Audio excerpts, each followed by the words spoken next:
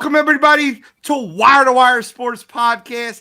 I am your hyper host, the NFL genius, Gene Walzak. And to my upper left corner, I got Kent State's own, Cleveland's own, Ohio State's own, College Control.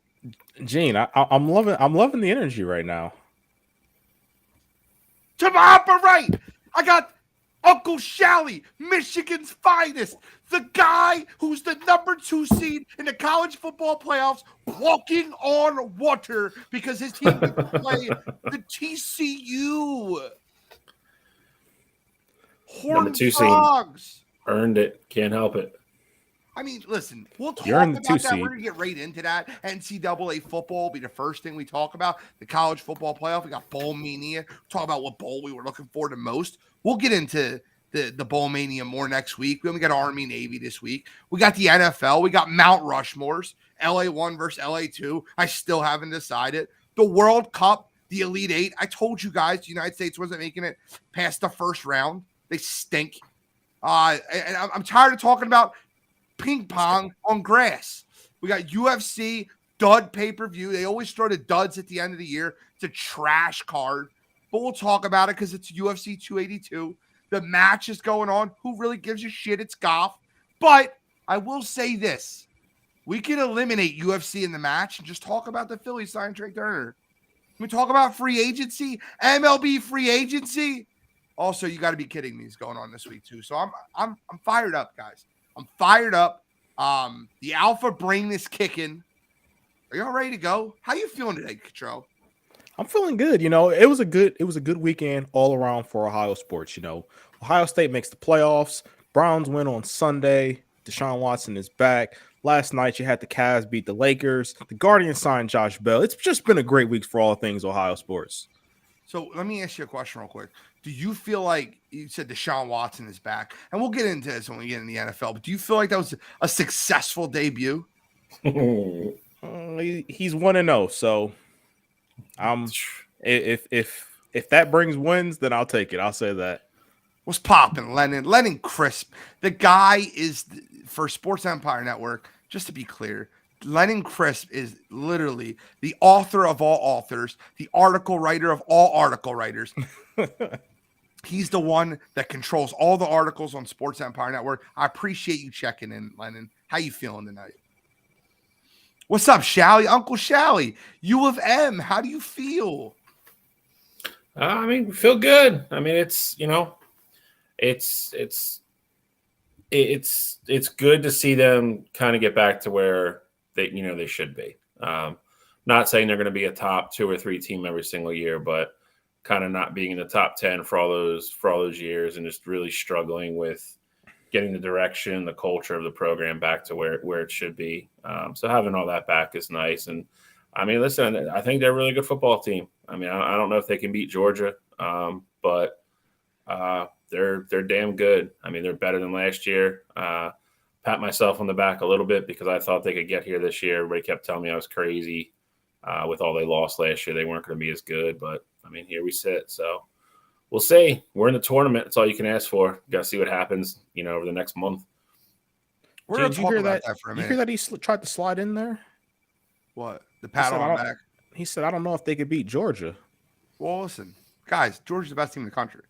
But with that being said, did Georgia get screwed? And we're going to start there. What's up, Collards? Did Georgia get screwed? So before I say Georgia got screwed, because they did, before I say that, I'm going to make Shally's argument for him.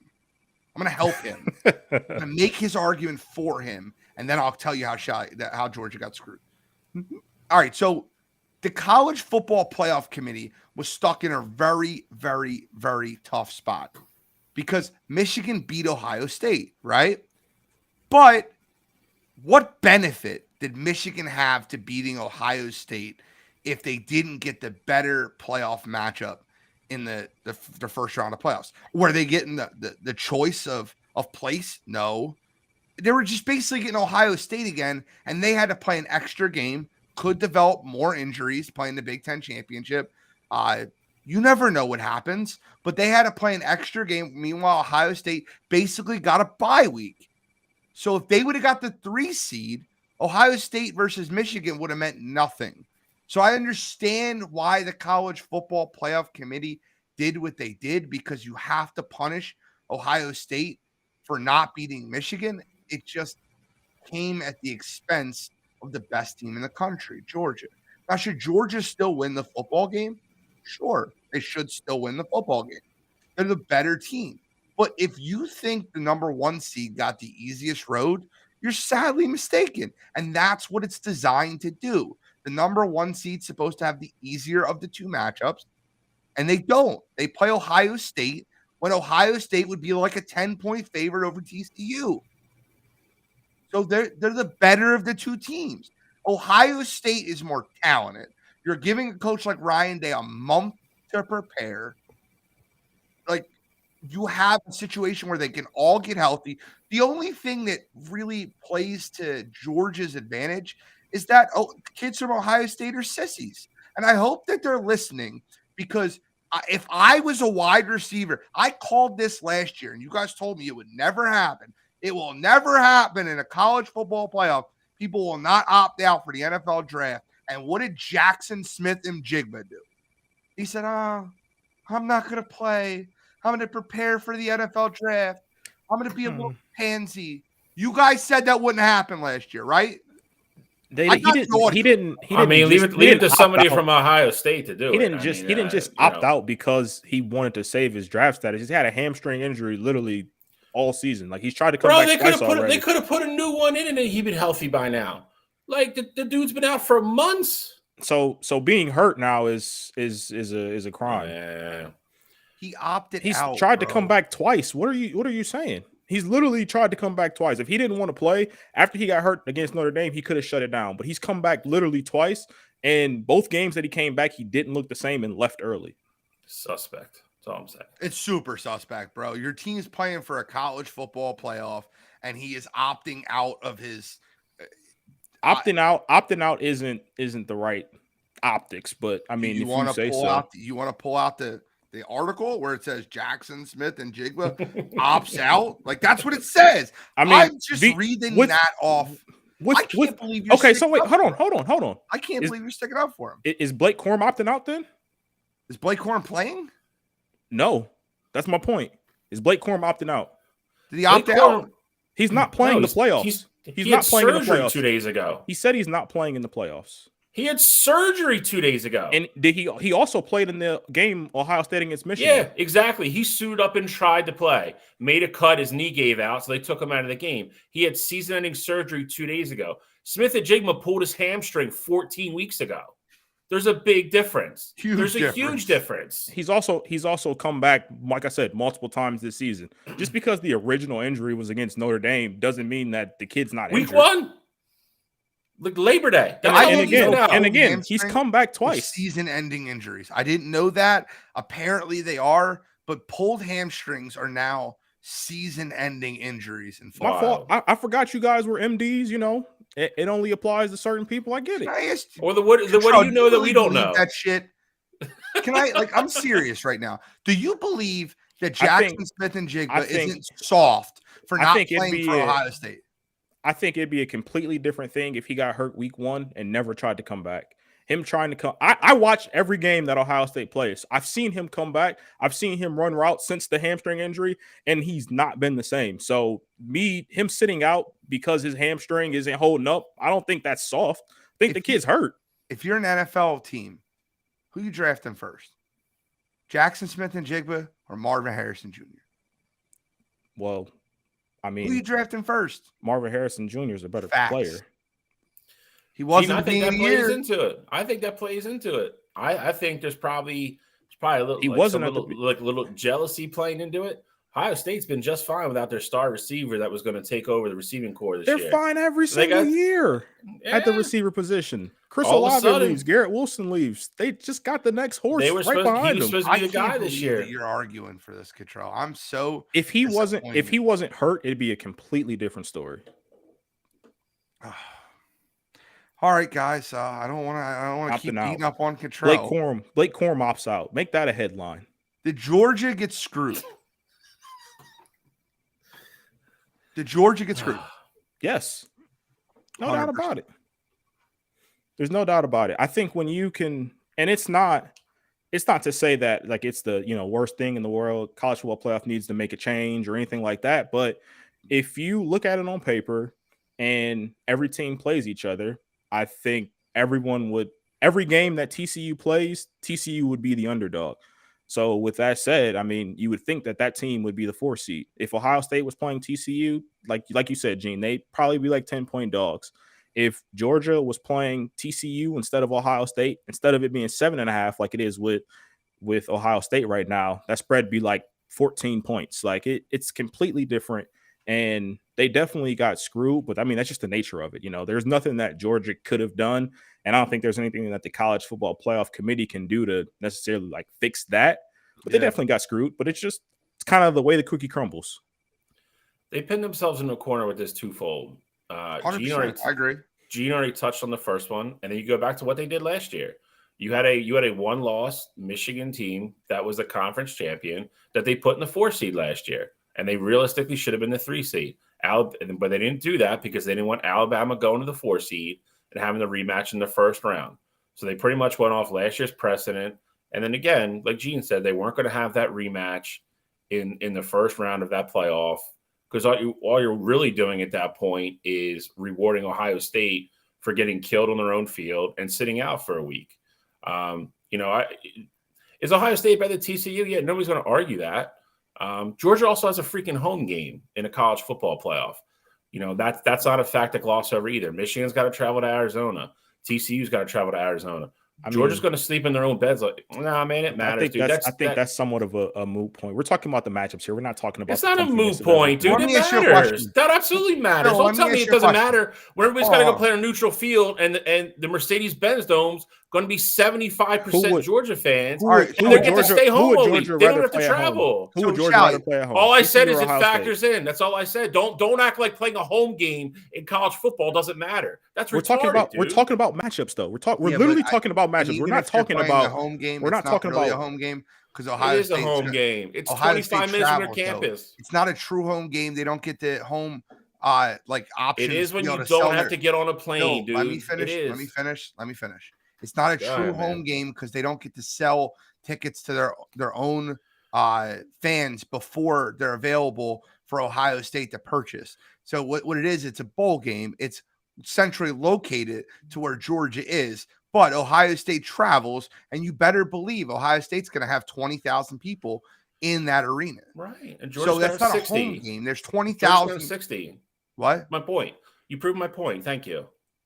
Ohio State is going to travel well. They're going to have 25,000 people in that stadium. Georgia's going to have 60. If they were playing TCU, then I'm sure it'd be like 70 to.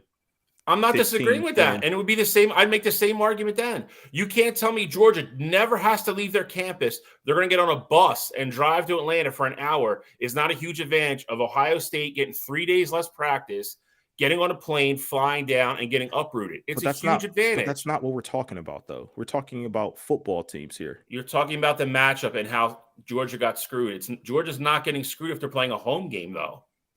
That would factor in, wouldn't it? That's a valid point, you think? No, we're talking playing a regular season teams. home game. They would have the entire crowd Georgia fans. My point I was making was Ohio State has the ability to purchase tickets for the game. It's not like it is like if it's a Georgia home game, Georgia has the exclusive rights to sell the tickets to the game. What do you think the split is on the game? I think I think it'll be 70-30 Georgia fans. Okay. I believe that. And I think it's a fair, but if it was a regular season game, it'd be 95-5. Okay, I get that. But it's a defunct home game for Georgia. Yeah, that's fair. I'll take a defunct home game. I mean, this is Georgia's. This will be Georgia's third time playing in that stadium this season. So, I mean, I understand the optics and how close it is to campus and all that, but from a quite literal football standpoint, if you asked Kirby and it never went on the record, who would he rather play, Ohio State or TCU? He'd take TCU 10 times out of 10. Yep. Nobody's arguing that Ohio State's not more talented than TCU. Like I don't know where that came from. Ohio State has an opportunity to beat Georgia. I don't think TCU could have beat Georgia on its best day, and Georgia. I mean, that's probably fair. I mean, if Georgia Ohio State play, Ohio State probably wins twice to play 10 times. It's like you said it earlier perfectly in the group chat. Matchups make fights. Correct. And they're going to play a team that's better at doing than what Michigan just did to them on their home field. Georgia's better at it. It's a horrible matchup. I still think it's a Georgia horrible wins matchup for Ohio and State. I actually think it matters so much that the spread moved from 6.5 to 7.5 because they were getting too much Georgia action, and the bookies are already trying to cover their ass by moving it a full point above that 7. I think that tells you they think Georgia's going to win the game. They're just worried about, like, they thought 6.5 would be the middle ground, and it's not. There's a lot of Georgia money coming in. I bet you that's 8.5 by kickoff. That's fair. That could be. That's very possible. But I don't think that's a fair spread. I think that Ohio State's just as talented across the board. I think Georgia's right now is a better coach team. I think they have a better offensive line. I think Georgia's offense matches up way better with Ohio State's defense than the other way around. Ohio State's got the offense that can score with them, though. And if you watch, and a game I will remind you of, is when Ohio State played Clemson with Justin Fields. It was a very, very similar matchup in a sense that Clemson's – it wasn't a similar matchup? If Ohio State had Justin Fields under center for December 31st, I would get it. They don't. Correct. And I think – and I've been very vocal. I think Justin Fields is a lot better quarterback than C.J. Stroud. But C.J. Stroud has ability. He's not like – listen, I love Max Duggan, and we're going to talk about the Heisman right now if you want to throw it up there. We're going to talk about Heisman right now. But I love Max Duggan. But he is literally a tryhard. He's the definition of a tryhard. He's not an NFL quarterback. CJ Stroud's going to get an opportunity because his arm talent, he's just more talented of a quarterback. Max Duggan is a great college quarterback, a pretty good tryhard, very similar to Stetson Bennett. And I hate saying that because I like Stetson, but Stetson's not an NFL quarterback. I know it. You know it. We all know it. The two NFL quarterbacks in this Heisman race are C.J. Stroud and Caleb Williams. Now, do I think C.J. Stroud's going to be a successful NFL quarterback? No, I've said that multiple times. But if we're being honest, do you feel like there's 2 NFL quarterbacks on this list? Do you feel like there's 1? Do you feel like there's 3, 4? What do you think, Cottrell? I mean, I think there's 2. You gave CJ and Caleb. I think those are the 2. Now, granted, CJ, I said this even last week, comparing CJ to Justin, I think is a bit unfair because he doesn't have as much talent as Justin does. I think CJ he has the arm talent to be an NFL quarterback. And I think given the right system, if he actually learns and, gets some poise to him, I think he'll be fine. But I mean, Caleb Williams is surefire. And I got a lot of hate. You guys probably still don't think so, but I got a lot of hate earlier. I think it was like midway through the season when I said that I'd take Caleb Williams over Bryce Young, and you guys got on me for it. I've always liked Caleb Williams. I didn't give you a lot of hate for that. I think Bryce Young's better than Caleb Williams. I argued against it, but there's not a lot of hate there. I've been a Caleb Williams fan. I said at the beginning of the season there was 3 legit NFL quarterbacks in college football right now, and I said Quinn Ewers was the third one. That was my joke. I said Bryce Young, I said Caleb Williams, and I said Quinn Ewers. I didn't say C.J. Stroud because I still think Quinn Ewers will be a better pro than C.J. Stroud will be. But I agree. Just because I have Bryce 1 and Caleb 2 does not mean I don't think Caleb's good. I think Caleb's better than I'm saying at the time, like it was like I said, I think Caleb's better than Bryce. It was like, stop it, like you're crazy, that kind of stuff, But with that said, I mean, I think it's clear Caleb has the NFL talent, and I think CJ has the attributes and the abilities. He's just got to get with the right person to put everything in fruition for him. So the funny question is, who should win the Heisman? And then we'll get into the whole quarterback thing. Out of the 4 here, I don't care about odds. I don't care about anything else. Who should win the Heisman? Bill. I mean, it's Caleb, and it's Caleb going away. I mean, to get back to your previous question, I think it's Caleb, and I don't think I think CJ Stroud did enough to deserve to be invited to New York. Like, I don't have an issue with that. I don't think Stetson and Max should be there. But Caleb, listen, I mean, me and Cottrell were going back and forth and discussing this in the group chat. Caleb, when he kind of started catching up to CJ, he had 3 incredible games in a row that won him the Heisman Trophy. And then what hurt CJ was, he played okay against Penn State, didn't play great against Michigan, and then he didn't play last week. So he was kind of out of sight, out of mind, which, for better or worse, I think we all agree on is a common issue with the Heisman in general. But, I think Caleb Williams is going to win, and, we'll get the vote totals Saturday night when they announce it. But I don't think it's going to be that close. I'm going to argue with you. Okay. Just because you like arguing? No, because I think Caleb Williams is going to win the award. That's not what I asked. I asked who you think should win the award. And out of these 4, I think it's Caleb. That's the only person I would vote for out of these 4. Out of these 4, who do you think should win the award, Cottrell? Caleb Williams. And I don't think, again, like Bill said, I don't think it's close. Okay. Out of these 4, the person I think that should win the Heisman Trophy is Max Duggan. I truly believe that for what he's done to get them the last second wins, for how clutch he's been. He's had 30 touchdowns, 4 interceptions, and that's not including his rushing touchdowns. He has been everything TCU had needed. He does not have a bona fide number 1 wide receiver in TCU. That is completely false. That's lie again. He doesn't have Jordan Are you Addison. serious? He doesn't. Yes, he does. Yes, he does. He's going to have a receiver that goes in the first round of the draft this year. Yes, he does. Listen, do you think that it's better than Jordan Addison? That's not what you said, bro. That is not what you said. Better than Jackson Smith and Big Ben Martin Harrison? You said he doesn't have a legitimate number 1, and he does. He has a true number 1. He has a top 10 receiver in college. Receiver. He has a first round receiver on his team. Listen, I think what TCU's done, overperforming for what they've been projected to do, making the college football playoff, everything he's done this year, I think it should be Duggan. I really do. I don't think he's the best quarterback on here by far. I just don't. I think Duggan and Stetson got lucky, if I'm being honest. I think they benefited greatly from both Hendon Hooker getting hurt and from Blake Corum getting hurt. I think if they both finish out the year and put up the numbers they did the first 10 weeks of the year, I think they're your other 2 finalists. I think Max Duggan, I think you hit it kind of right on the head earlier with what you said. Max Duggan, I think, is a great college quarterback. He's the guy that can run. He's a better passer than Tim Tebow, but like he almost reminds me of that. He's an emotional guy.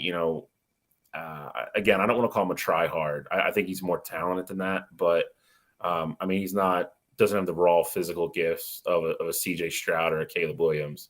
But it's. I think he's had a great year. I think he benefited from people getting hurt.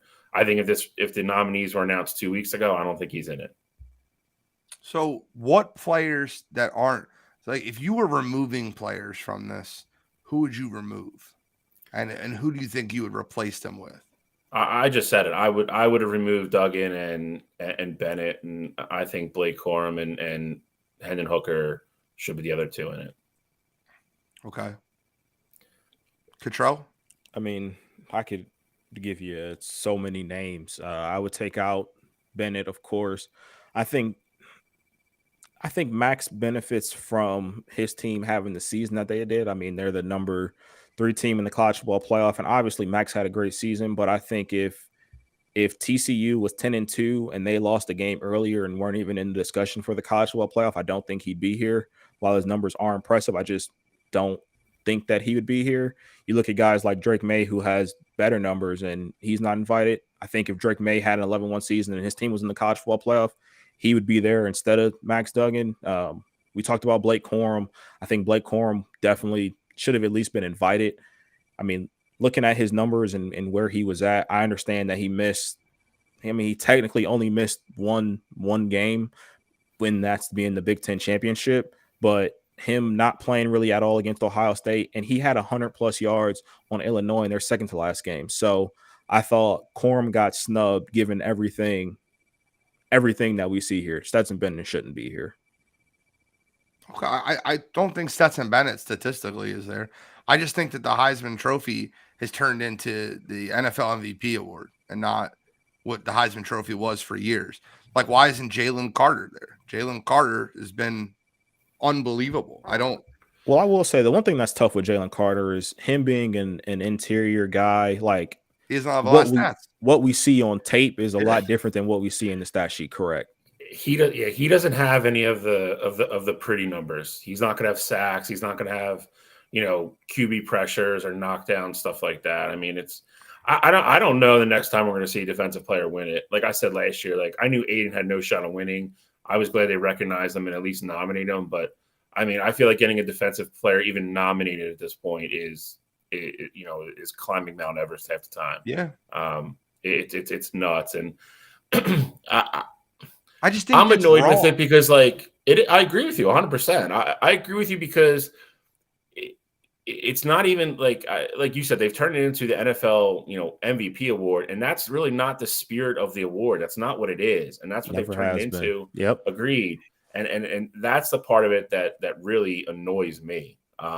They've turned this into like some like fancy, Hollywood type award. And that's not what it is. It's excellence in college football. And the one great thing about college football is, more so than the NFL, that can come in so many different forms. And I think they're really getting away from that, and they're really screwing this up. That's the disappointing part for me. Completely agree with you guys. All right, so we'll obviously have a lot more time to break down bowl games. We'll have a lot more time to break down Georgia versus Ohio State, Michigan versus TCU, and we got an absolutely loaded show. We all think Caleb Williams is going to win the award. I think the odds tell you that's going to happen. Statistically, he's better in every single category than the other three quarterbacks on this list. It's not that close statistically. I just, I think there's like a try hard thing in me, like a Tim Tebow-esque type thing in me with Max Duggan for what he's done on a college level. I mean, but Gene, though, to that point, though, do you agree that if TCU was 9-3 or 10-2, you'd have a different outlook on Max, right? 100%. Well, no, I could listen. All these guys coming down the stretch. I mean, Max obviously, Stetson's the number one team in the country, and like I said, Caleb Williams had 3 straight weeks where he was on national TV. They won 2 of them, but he balled out. I mean, when me and you were talking about May, honestly, I think that's what killed him. I mean, he didn't play well. And his team lost 3 games in a row coming down the stretch. I mean, that, for better or worse, for wrong or right, I don't know how much, if you're honoring, the best player, in the country, I don't know. I think we've seen it numerous times before where there's great players on really bad teams. I don't know how much the win-loss of their team should factor into it, but we all know it does. Oh, yeah, absolutely. But I think to your counterpoint, Bill, I would say if Drake May had those exact same stats that he's had in the last 3 games, but North Carolina was 11-1, I think he'd still be in New York for the Heisman. He definitely would have a better shot. I mean, he was one of the guys. He kind of went on that same wave that Caleb Williams did, where they were down around odds wise, they were down around 8th and 9th, and then the middle of the season they both started balling out and they started climbing because everybody forgets. I mean, from week 3 to week 8, CJ Stroud was pretty much the runaway winner of this award. And then, when he was playing Rutgers, Maryland. Right, I mean, okay, well, I mean, everybody's played crappy teams this year. Ohio State does that all the time and he didn't play well against Penn State. You can lie all you want. 17-16 in the friggin' fourth quarter. And they scored 45 points. Yeah, and 2 were defensive touchdowns. Were they not? They were. Okay. Still 45 is 45. But I mean, listen, I think I don't know. I really hope the people that are on the Heisman committee and everybody that has a vote, they kind of sit down after this year and really kind of circle back to what this award's supposed to be and maybe revamp the voting criteria or at least have a meeting or send out a memo or do something. Send out a memo. I mean, listen, some of those old people don't have email, bro. It's just a fact. You got 90-year-olds voting for this award that don't even watch football. That's just a fact of it. I mean, this is one step below like some of the people get to vote for the Baseball Hall of Fame. But it's, I just think I don't think anybody could sit here with a straight face and think or agree that these are the best 4 players in college football this year. And I think that's what it boils down to in the end. I just don't think they got it right. So Cottrell, you have a couple questions for us, college football related. I do. The first one, I mean, this is the hot one.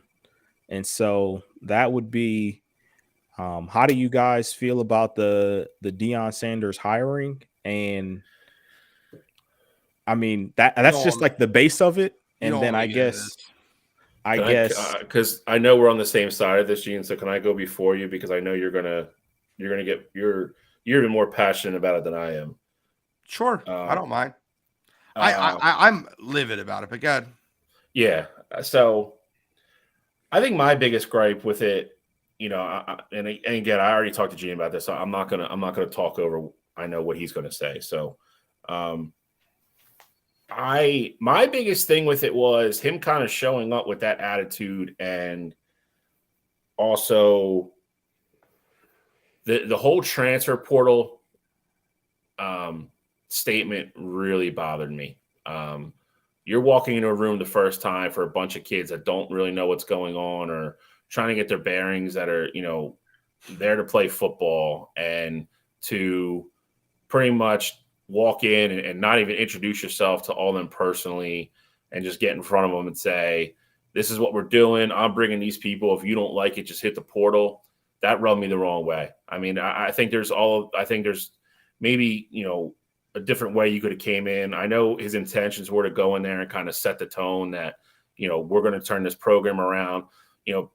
Early 90s, mid 90s, Colorado was a powerhouse. I think a lot of people forget that. And they were for a long time. They were a very good football program. For him to come in there with that attitude and go to the press conference and say, my son's coming, that's our quarterback. I thought it was very unprofessional. Yep. I thought it was distasteful. And honestly, if I was there, I mean, listen, I don't think he understands also that if a lot of those kids in that program really kind of took that the wrong way, and 30 of them go hit the portal, he's in a lot of trouble next year. But again, I'm not going to go into a lot of the rest of it because I know what Gene's going to say, and I don't want to steal his thunder. Well, but you nailed one of the things. That was the way he talked to the kids, the opening thing. That was my not biggest even goal. that. I don't even have a problem. Like, I think it was wrong what he said, but the fact that no quarterback competition. My son's going to be our starting quarterback. Like, no competition. He's not going to earn it. He's not trained. Like, my son's going to be our start. This is going to be our starting quarter. Are you for real right now, bro? There's incumbent people there. I'm not saying that. Obviously, I know when his kid hit the transfer portal, he was going to be a starting quarterback. That's not for here nor there. That's a joke the way he did it. Go ahead. I don't want to finish. I don't want to let you finish. No. I mean, and the biggest bullet point, again, the thing that rubbed me the wrong way, out of a lot of things that rubbed me the wrong way about it, was just his introductory, conversation with the team. I mean, you go back and watch that video, man. There's a lot of kids that just like deer in headlights look on their face, like you don't like it, just pack your shit and leave. That's pretty much what he said, and that's just a crazy tone to set, I think, for a first team meeting. Do I think Deion will turn that program around? He absolutely probably will, because he'll get recruits there. And again, I remember, again, early, mid, even late 90s, when Cordell Stewart was there, everybody's seen that highlight a million times when they threw the Hail Mary to beat Michigan in Michigan. But, Colorado was in a couple national championship games. That was a very, very good football program, and they haven't been that good since. So again, do I think he'll turn it around? Probably. I don't think it's going to be as quick as a Lincoln Riley type situation.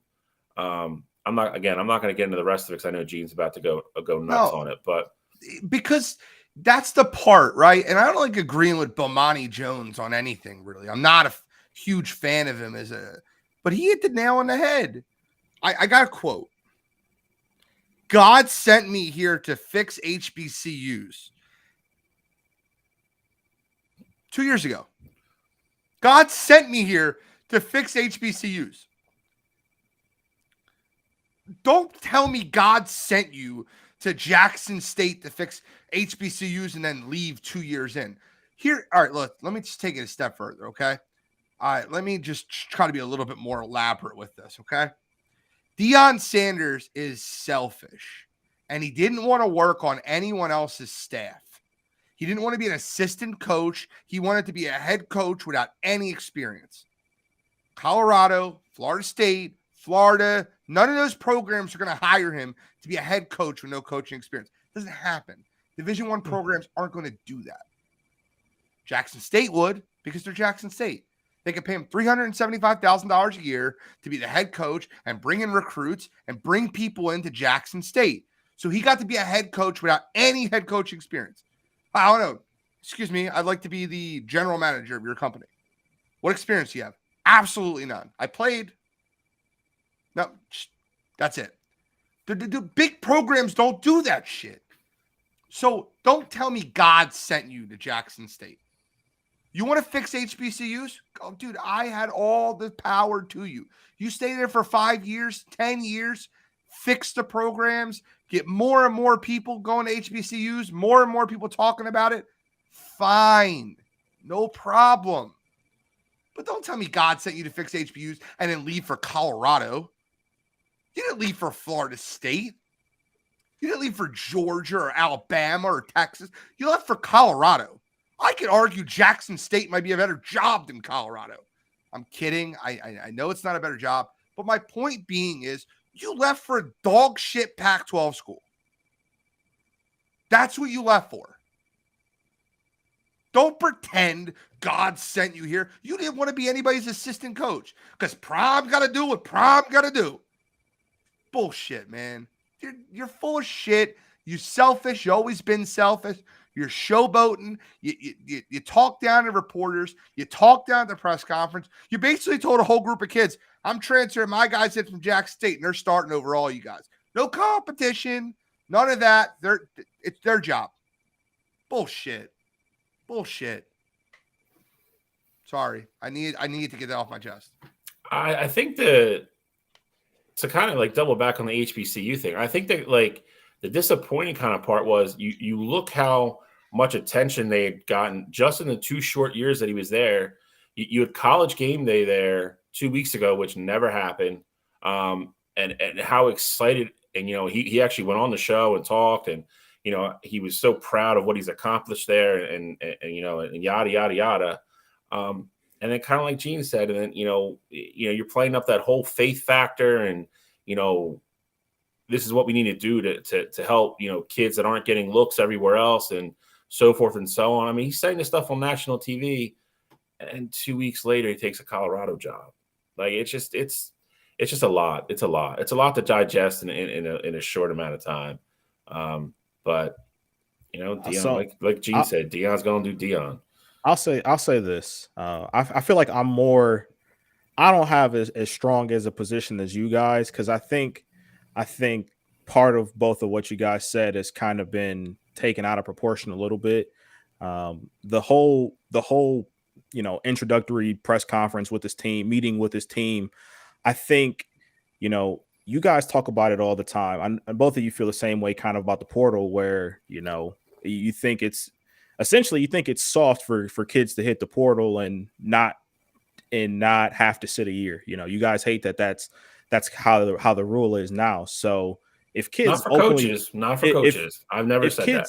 If kids openly want to hit the portal, that's fine. But when a coach comes in and say, hey, like if you don't want to get with the program, you might as well just hit the portal now. Like I don't think that's wrong for Prime to say, especially with the team that won one game this past season. You have to change the culture. And I think coming in starting strong, like I think in a way that's kind of what you have to do. You have to set the tone early. You can't let those guys that have this terrible culture already built into essentially what they are right now. You can't let them think, first impression that things are just going to be as easy as they were when they first got here last year, 2 years, 3 years ago, because that's not going to be the case. I don't think it's wrong. I don't think it's wrong for Prime. Division I kids were recruited to Colorado. Colorado recruited these Division I kids, right? Correct. Okay, they recruited them with promises a year ago, 2 years ago. Am I correct? And Colorado is obligated to honor those. If they want to stay and get their scholarship and they're buried in the depth chart, they are more than welcome to do that. But Coach Prime is going there to win football games. So I agree with like half what you said. My issue is, here's the thing. You know, you're going to know the kids before you say shit. That's kind of my thing. Or even if we're even attacking a single person though. Like, of course, if like, bro, you said like about like coming in and like getting with the program and competing. That was not the message he portrayed or got across to. He literally said, I'm bringing all my luggage. If you don't like it, hit the portal, which is exactly what Gene said. I'm bringing my kids. They're going to start. If you're not okay right now with being a backup or whatever, then hit the portal and transfer. But that's not what he said though. That's not exactly what he said. He did say he was bringing his kids with him, but he's saying that to say, look, just because you had a starting position last year, you're not going to keep that spot. Like, I got guys coming that are going to be here ready to compete. And even when he brought up his son, he said, like, you know, you're looking at your quarterback next year. He's like, now he hasn't won the job yet. He's going to still have to earn it, but that's going to be your quarterback. He said those words because he has to. Like, I mean, listen, it's really, honest to God, it was no different than like what happened with us this year. Like we did the whole like Cade started week 1. Everybody and their mother knew as long as JJ didn't go out there and throw the ball out of the stadium 9 times that he was going to be the starter. He did it. He did it for show to say that he gave Cade a chance and so forth and so on. His son is 100% under center. Week 1, snap 1 next year. And I agree. But I also think that, you know, I've seen his son play. Colorado had 1 win last year. I don't think that it's crazy that his son's going to come in and play right away. I don't disagree with that part. And I'm sure. Christopher Morrow brought up a good point too. You walk into that room, you know all the cameras that are there, like it's a big thing. I think you could convey a certain message there and not show those kids up that are in that room that really don't know what's going on yet. And then once that's gone, then once they're all out of there and then you have an actual like closed door team meeting, then you can lay it down and be like, listen, the culture here is shit. Like, we need to change it. This is what I'm going to do. We're doing it from day one. Like, if you don't like it, do that, Bill. He's got to have the cameras on him. He's a selfish bastard. No, my point is, had the cameras when he was at Jackson State. He gave those guys the same message at Jackson State that he did at Colorado, but because he's going to the Power 5 job now, everyone has such issue with it. I have no issue with the message, Gene. The only issue that I do have with what he did is what you originally said about him. You know, God sent me to the HBCUs and change and all that. I was fully expecting Prime to be at Jackson State or at least just some HBCU in some capacity for 5 to 10 years. And I think he did a lot for HBCUs in that small amount of time. Like, I don't think I can take that away from him. But with that said, I think there was still room for him to do more. And the way that he was talking about it, you know, even before this season, like he said, you know, of course, you know, Power 5 jobs are going to be available, things like that. But, you know, I got a job and a mission to do here. I don't think that he fulfilled that, although he took the right steps to do so. Jackson State got better facilities. They got an Under Armour partnership with their jerseys. Like, he definitely put Jackson State on the map. Game Day went there for the first time ever. So he put them on the map. But the way that he was talking, I was expecting him to be there for at least 3 more seasons. You know, they won the SWAC 3-4 years in a row. And he's like, all right, I did what I had to do. And, you know, it's time for me to move on. Like, that's my only issue with this whole situation so far. But Cottrell, you have to admit that he didn't go to Jackson State because God sent him there. No, I said that. I know, but he didn't go to Jackson State because he really wanted to help HBCUs. He went to Jackson State because that's the only place that would have hired him to be a head coach without any head coaching experience. That's the part where I slightly disagree. I do think that he wanted to help out HBCUs because he could have went to the Jackson State and done literally the bare minimum, recruited kids, won games, and then just left. But money isn't a factor for Prime. Obviously, everybody wants to make money no matter how much money you have. But I don't think money is the driving force for Prime. That's why he was willing to give up part of his pay to help with the facilities and do nice things for the team, get them stuff like that. So I do think that there was part of it that he did actually want to help out Jackson State and put them on the map. But of course, it's Deion. So, you know, he's going to have ulterior motives as well. What's your second question? Second one will be: were there any outside of Dion, of course? Were there any firings that shocked you? Obviously, Matt Rule went to Nebraska. You had Luke Fickell go to Wisconsin. Anything surprise you, or you were expecting something different? Yeah, I think Matt Rule to Nebraska is actually a good hire. No, but the Luke Fickell one you just said, I did not expect him to go to Wisconsin. I don't think Cincinnati to Wisconsin is a huge It's not a jump. big enough jump. Yeah, no, not at all. He's too good. Especially now. I think. Well, I mean, it's tough. I mean, you're still going. I mean, Cincinnati's going to what, the Pac-12, I think. I thought they were going to the Big 12. Or Big 12. Big 12. Sorry, Big 12. You're right. I mean, the Big 10 is still better than the Big 12. The Big 10 is just going to get very crowded. I mean, they're going to get rid of divisions as well. Wisconsin's going to kind of probably be a perennial middle of the pack. Just thought Luke Fickell was big enough to go to a school like Florida. See, you know what I mean? Something like that. I guess the problem would be is that I mean, outside of Auburn, there wasn't a job opening like that this year. I'm not going to get into this too much. Could have been if Luke Fickell was available. I'm using seriously. No, you got to be kidding me. But I think Timmy Todd. I think Fickell likes that area, and he's got a very strong base there. I think that helps him stay at Wisconsin a little bit. I mean, listen, it's still a better job, however you want to cut it. It just is. But agreed. Makes more money. Yeah. And I think I mean, Kuchel, you could probably comment on this more than me. I feel like there's still very hard feelings between him and Ohio State, which in the long run is probably would have been his dream job to go back to. And I don't think that job's opening anytime soon. And I think that's the only other Big Ten, school. It was opening. If USC won, it was opening this year. Listen to Ohio State fans. Sorry. I mean, it was. Listen, it was. I mean, obviously, Kuchel didn't say this, but I mean, there was. I read some crazy things on Twitter for a couple of days. But I mean, unless Ryan Day ends up going to the pros, I mean, I don't think he's leaving Ohio State anytime soon. I think that's the only other school Fickell would really want, and I think there's a really weird tension between them, how it all went down when he was given the interim job before. So I was, from everything that I know, Fickell went in, knowing that was going to be a one and done kind of thing, given everything that happened with it. He went 6-6 and that was it. I don't think there's necessarily ill will, but because I'm pretty sure, I'm like 90% sure Luke Fickell's a Ohio State grad.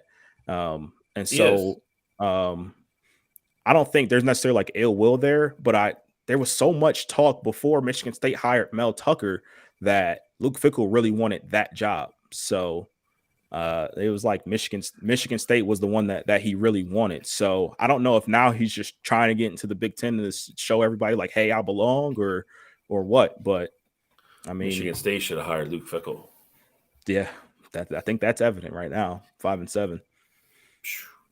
All right, I got one more. I got one more. Last one. Obviously, portal right now, it's going crazy, out of control. Texas A&M has like 16 kids in the portal, including 3 5-stars just from last year. Everybody's calling it the take the money and run kind of thing with the big kids. What will be your approach to changing the portal, if anything? You got to bring back the 1-year sit. The NIL and that's it. Like you wouldn't. None of these kids would transfer this easily if they had to lose a year of eligibility and they had to sit. Look, I can understand. There's got to be exceptions, right? Like if you fire, they had exceptions before, yeah. If your coach leaves, I think you should be able to get up and transfer to wherever you want to go one time for free. And obviously, the graduate transfer, I was always in support of that. If you're a 5th-year kid and they got somebody coming in, but you're going to stay in school and you want to go play football for another year, I think those kids should be able to transfer. So I agree with Gino. Turned into NFL free agency. It is. And the NIL is making this even more complicated because, like you said, Cottrell, you've kids showing up on these campuses, they're getting this money up front, and then they're not playing and they want to go do something else. They're like, all right, well, I got the money in the bank. Like, I'll just hit the portal and roll out. So that's going to change soon because I think the people behind the NIL are going to start structuring things differently. Like, hey, like, yeah, we'll give you this, but you're getting paid, 25% of it every year. If you roll out, we're going to sever our relationship with you. Because now they're losing money. I mean, so it's, I think you got to go back to the sit. I mean, the COVID situation was obviously different. There was programs that weren't even playing, you're right. and COVID was a mess. COVID's over for people are still getting COVID. I'm not saying it's over. It doesn't exist anymore. All you needed was the NFL playoffs and COVID was over. Yeah. But I mean, in terms of college football and kids getting in and that's the truth. Ripping the through. NFL found the cure to COVID. As soon as the playoffs hit, nobody was sick no more. Well, they just blatantly were like, we're just not going to test anymore. 100%. That's my point. I'm not saying COVID like the sick. Yeah, I get it. Yeah, same kind of thing. I mean, you're not having outbreaks on teams anymore where it's one kid gets it and then a week later 45 kids aren't getting it one time. That's one point, which is what you saw during it. Like you saw teams starting to forfeit because they had the team that COVID. Michigan. They were one of them, 100%.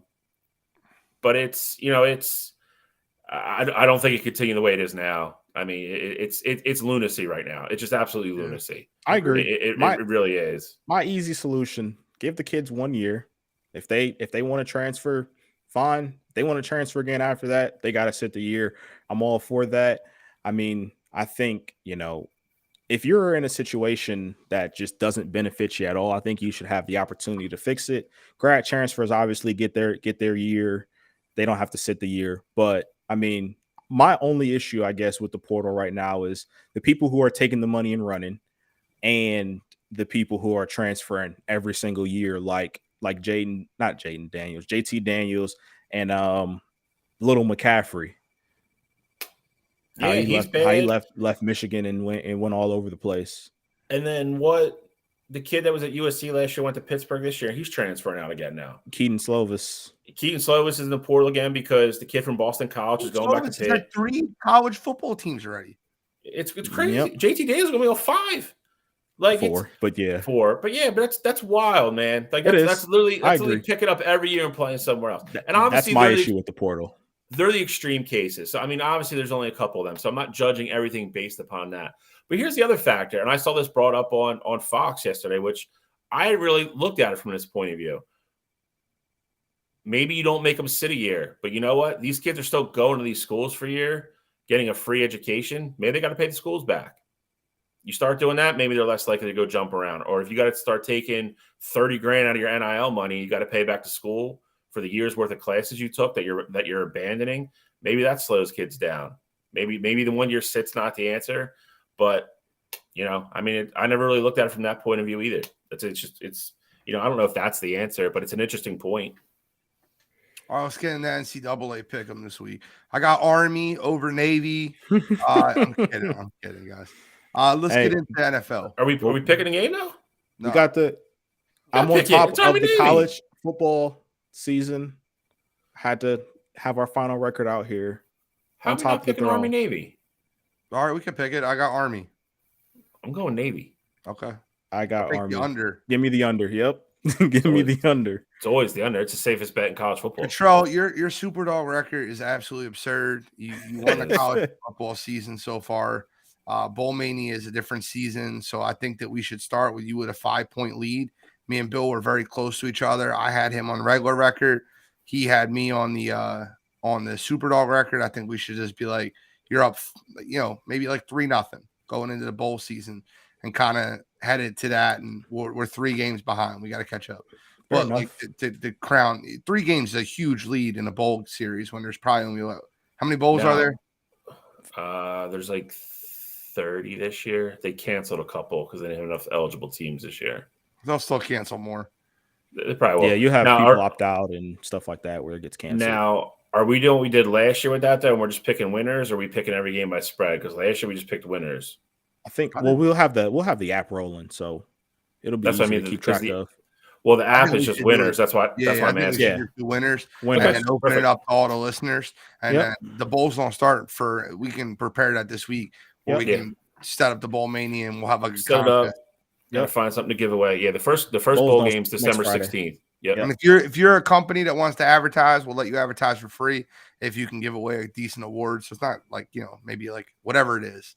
But if you're listening out there and you want to get your name out of there, it'll be presented by you if you give away a solid enough award. We'll take the best award. Yes, PD, it's bowl picks. Let's get an NFL, boys. Yes, sir. NFL. I gotta be. You always will dominate, bro. There's never been something you've ever been in that you haven't said you've dominated, and you've never won anything we've ever done. I love you. PD. It's not accurate. Okay, so going into the NFL, the first thing I got to bring up, and I don't mean to be like a smart ass when I say this. I don't think enough people understand or know who Brock Purdy is. I do. I know Iowa State's Brock Purdy. He stinks. He shouldn't be an NFL quarterback. He stinks.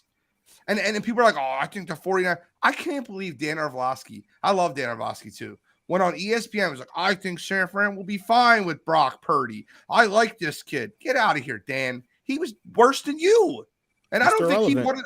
What? He's Mr. Irrelevant. I don't think Dan Orlovsky's want to start in his NFL career, and I think Brock Purdy's worse than him. I mean, he's terrible. Yeah, I get it. Isn't that stat though? Isn't Dan Orlovsky like 0-13 as an NFL starter? I'm pretty sure it's the stat. Play for the Lions, so I wouldn't be surprised.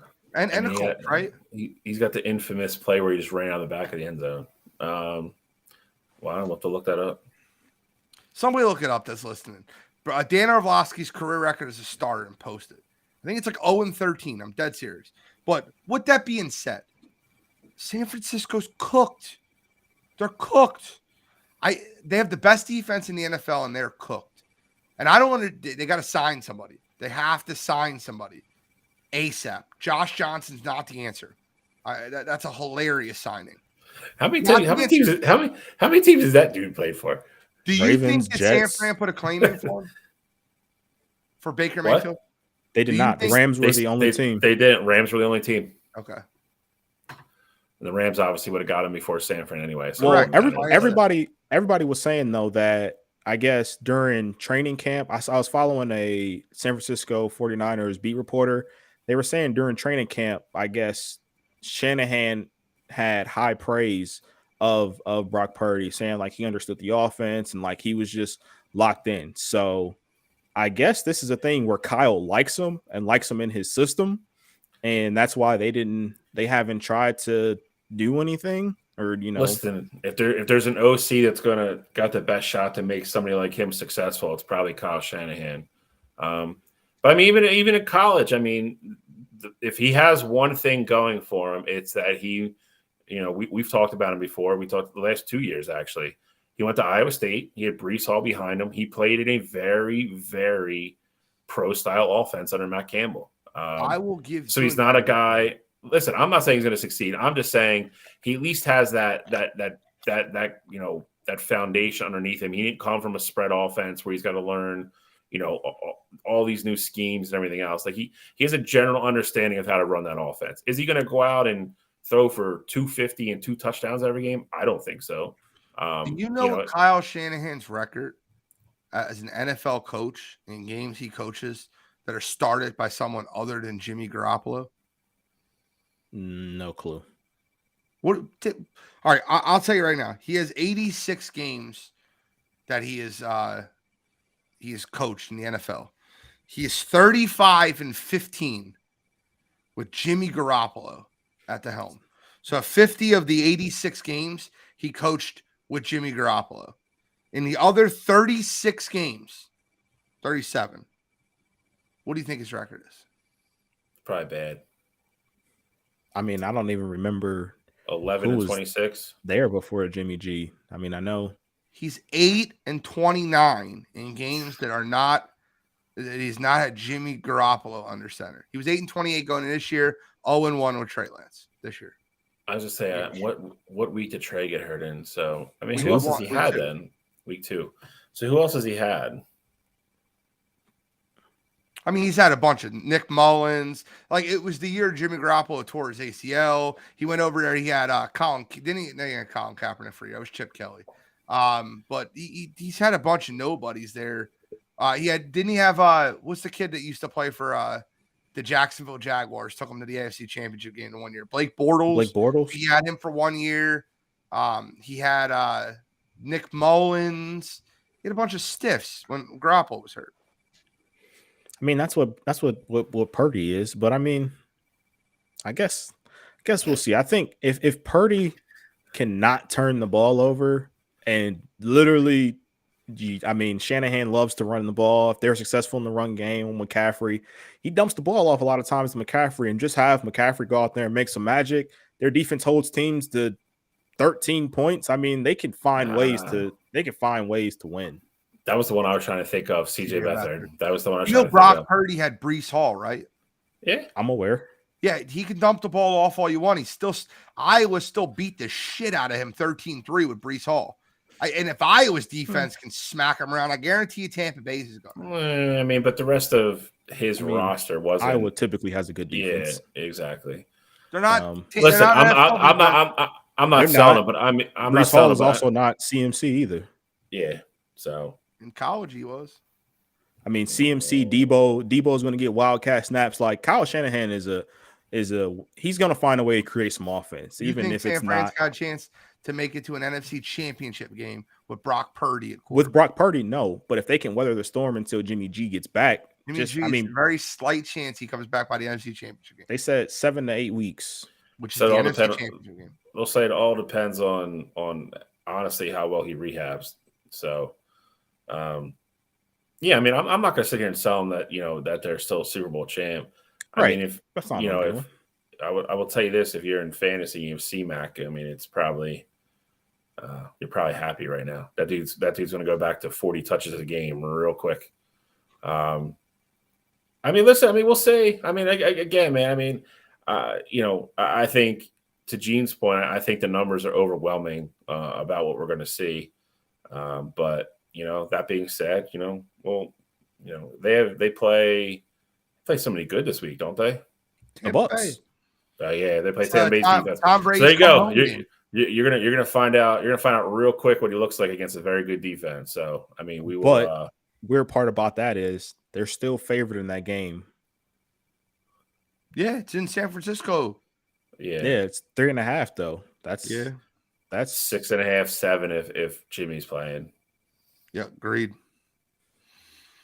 We gotta talk about this. I got my topics for the NFL. Got to talk about this, and we kind of touched on it at the beginning of the show. How do you feel like Deshaun Watson looked in his first start? I mean, throwing the football, he didn't look great. He showed he's still agile. He still can put some pressure on defense in the running game. But I mean, he looks like a quarterback that hadn't played in 700 days. I think that's just the easiest way to put it. That's exactly what I was going to say. He looks like a quarterback that hasn't played football in 2 years. There were some things that happened in that game that weren't his fault. There were things that happened in that game that were his fault. They have momentum in their drive. Anthony Schwartz picks up a big first down, and then he fumbles, and they lose all momentum. The defense was balling. Our special teams had a punt return touchdown. I think there was Deshaun Watson had an opportunity to get in the rhythm, and he didn't. But then he also had a lot of opportunities where the rhythm was avoided completely by other parts of the game that were going on. One touchdown versus the Texans. No, they did not. Okay, that's crazy. It is. Okay, they won 27-1. It's embarrassing. Are you guys home this week, Cottrell? Yes, we are away. Oh, they're playing. We are not home. We were at the Bengals. Where are you guys at this week? Don't, because I'm getting into that right now. We're talking about right now. Oh, all right. I want you to rank these three teams in the AFC with the news that Von Miller is now out for the season with a torn ACL. The Bengals just beat the Chiefs. Now Joe Burrow is 3-0 versus Patrick Mahomes, the only quarterback. It's 3-0 versus Patrick Mahomes. Rank these three teams in the AFC. They're the best three teams. Actually, you know what? Let's take a step further because I want to add them because I feel like it's wrong not to. Rank these four teams. Chiefs, Bills, Bengals, Dolphins.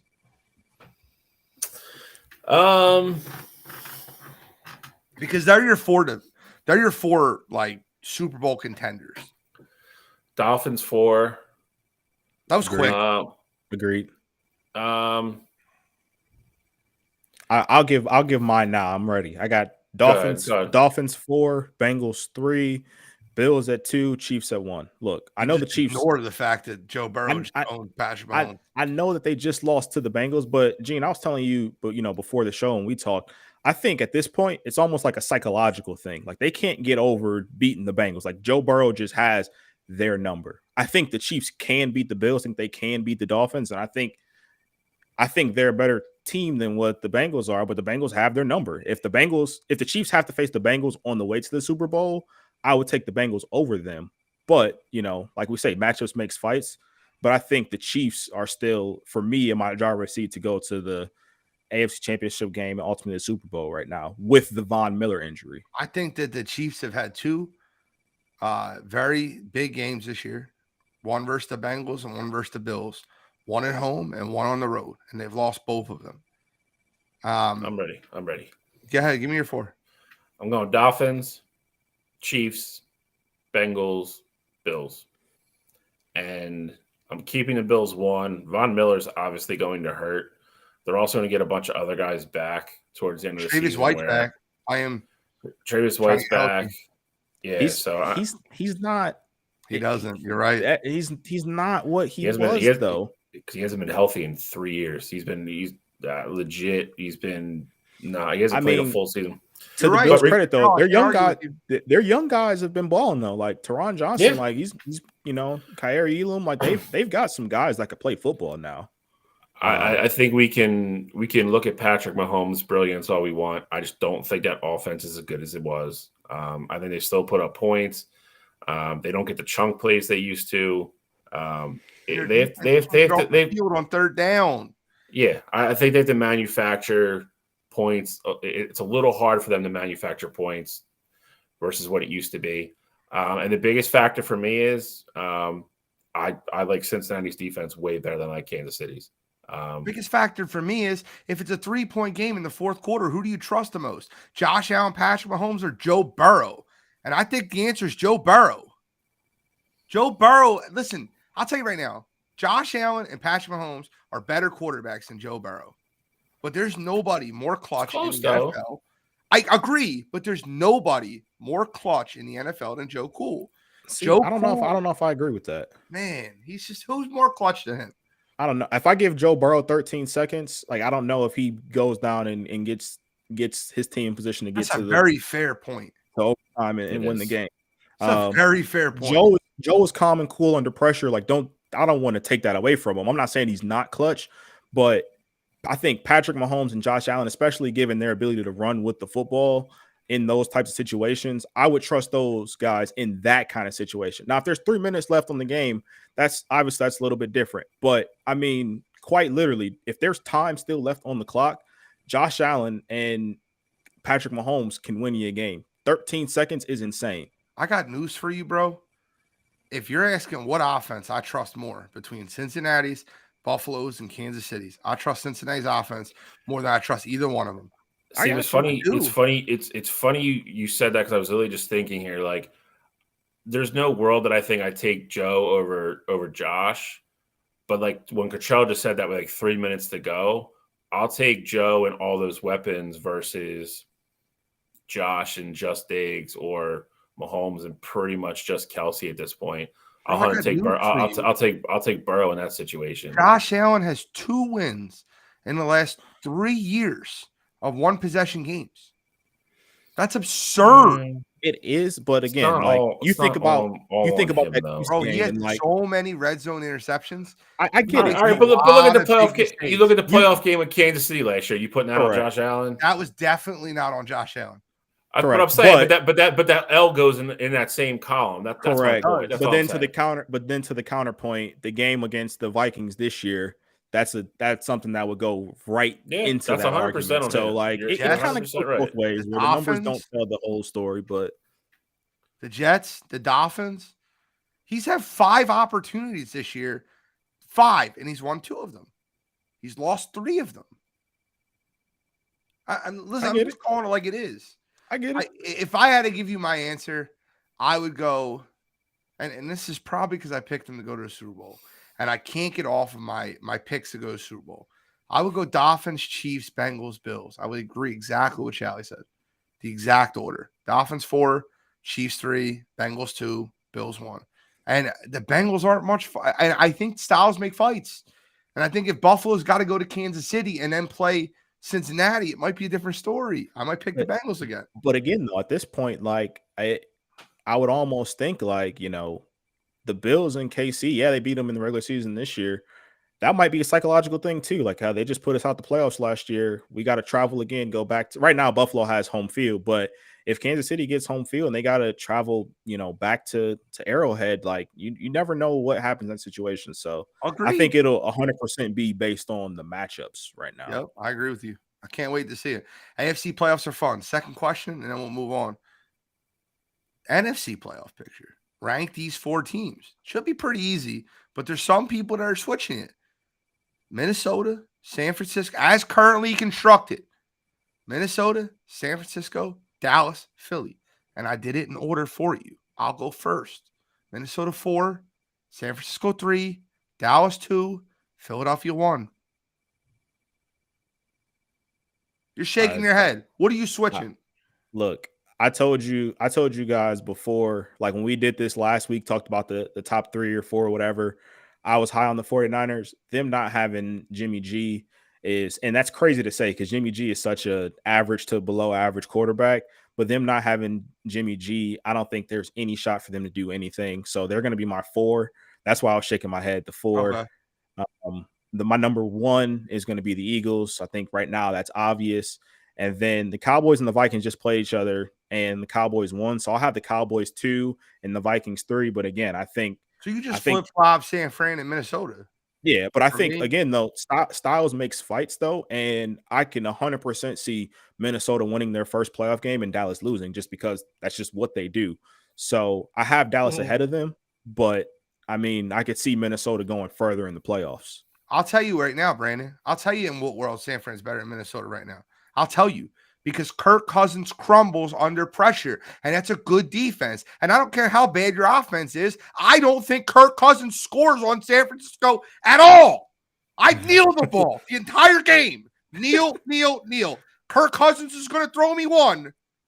I mean, you're not wrong there, but not wrong. You're not wrong. Yeah. I think Justin Jefferson is entire freaking field. Yeah, bro. San Fran's defense is generational. They're not going to pitch a shot.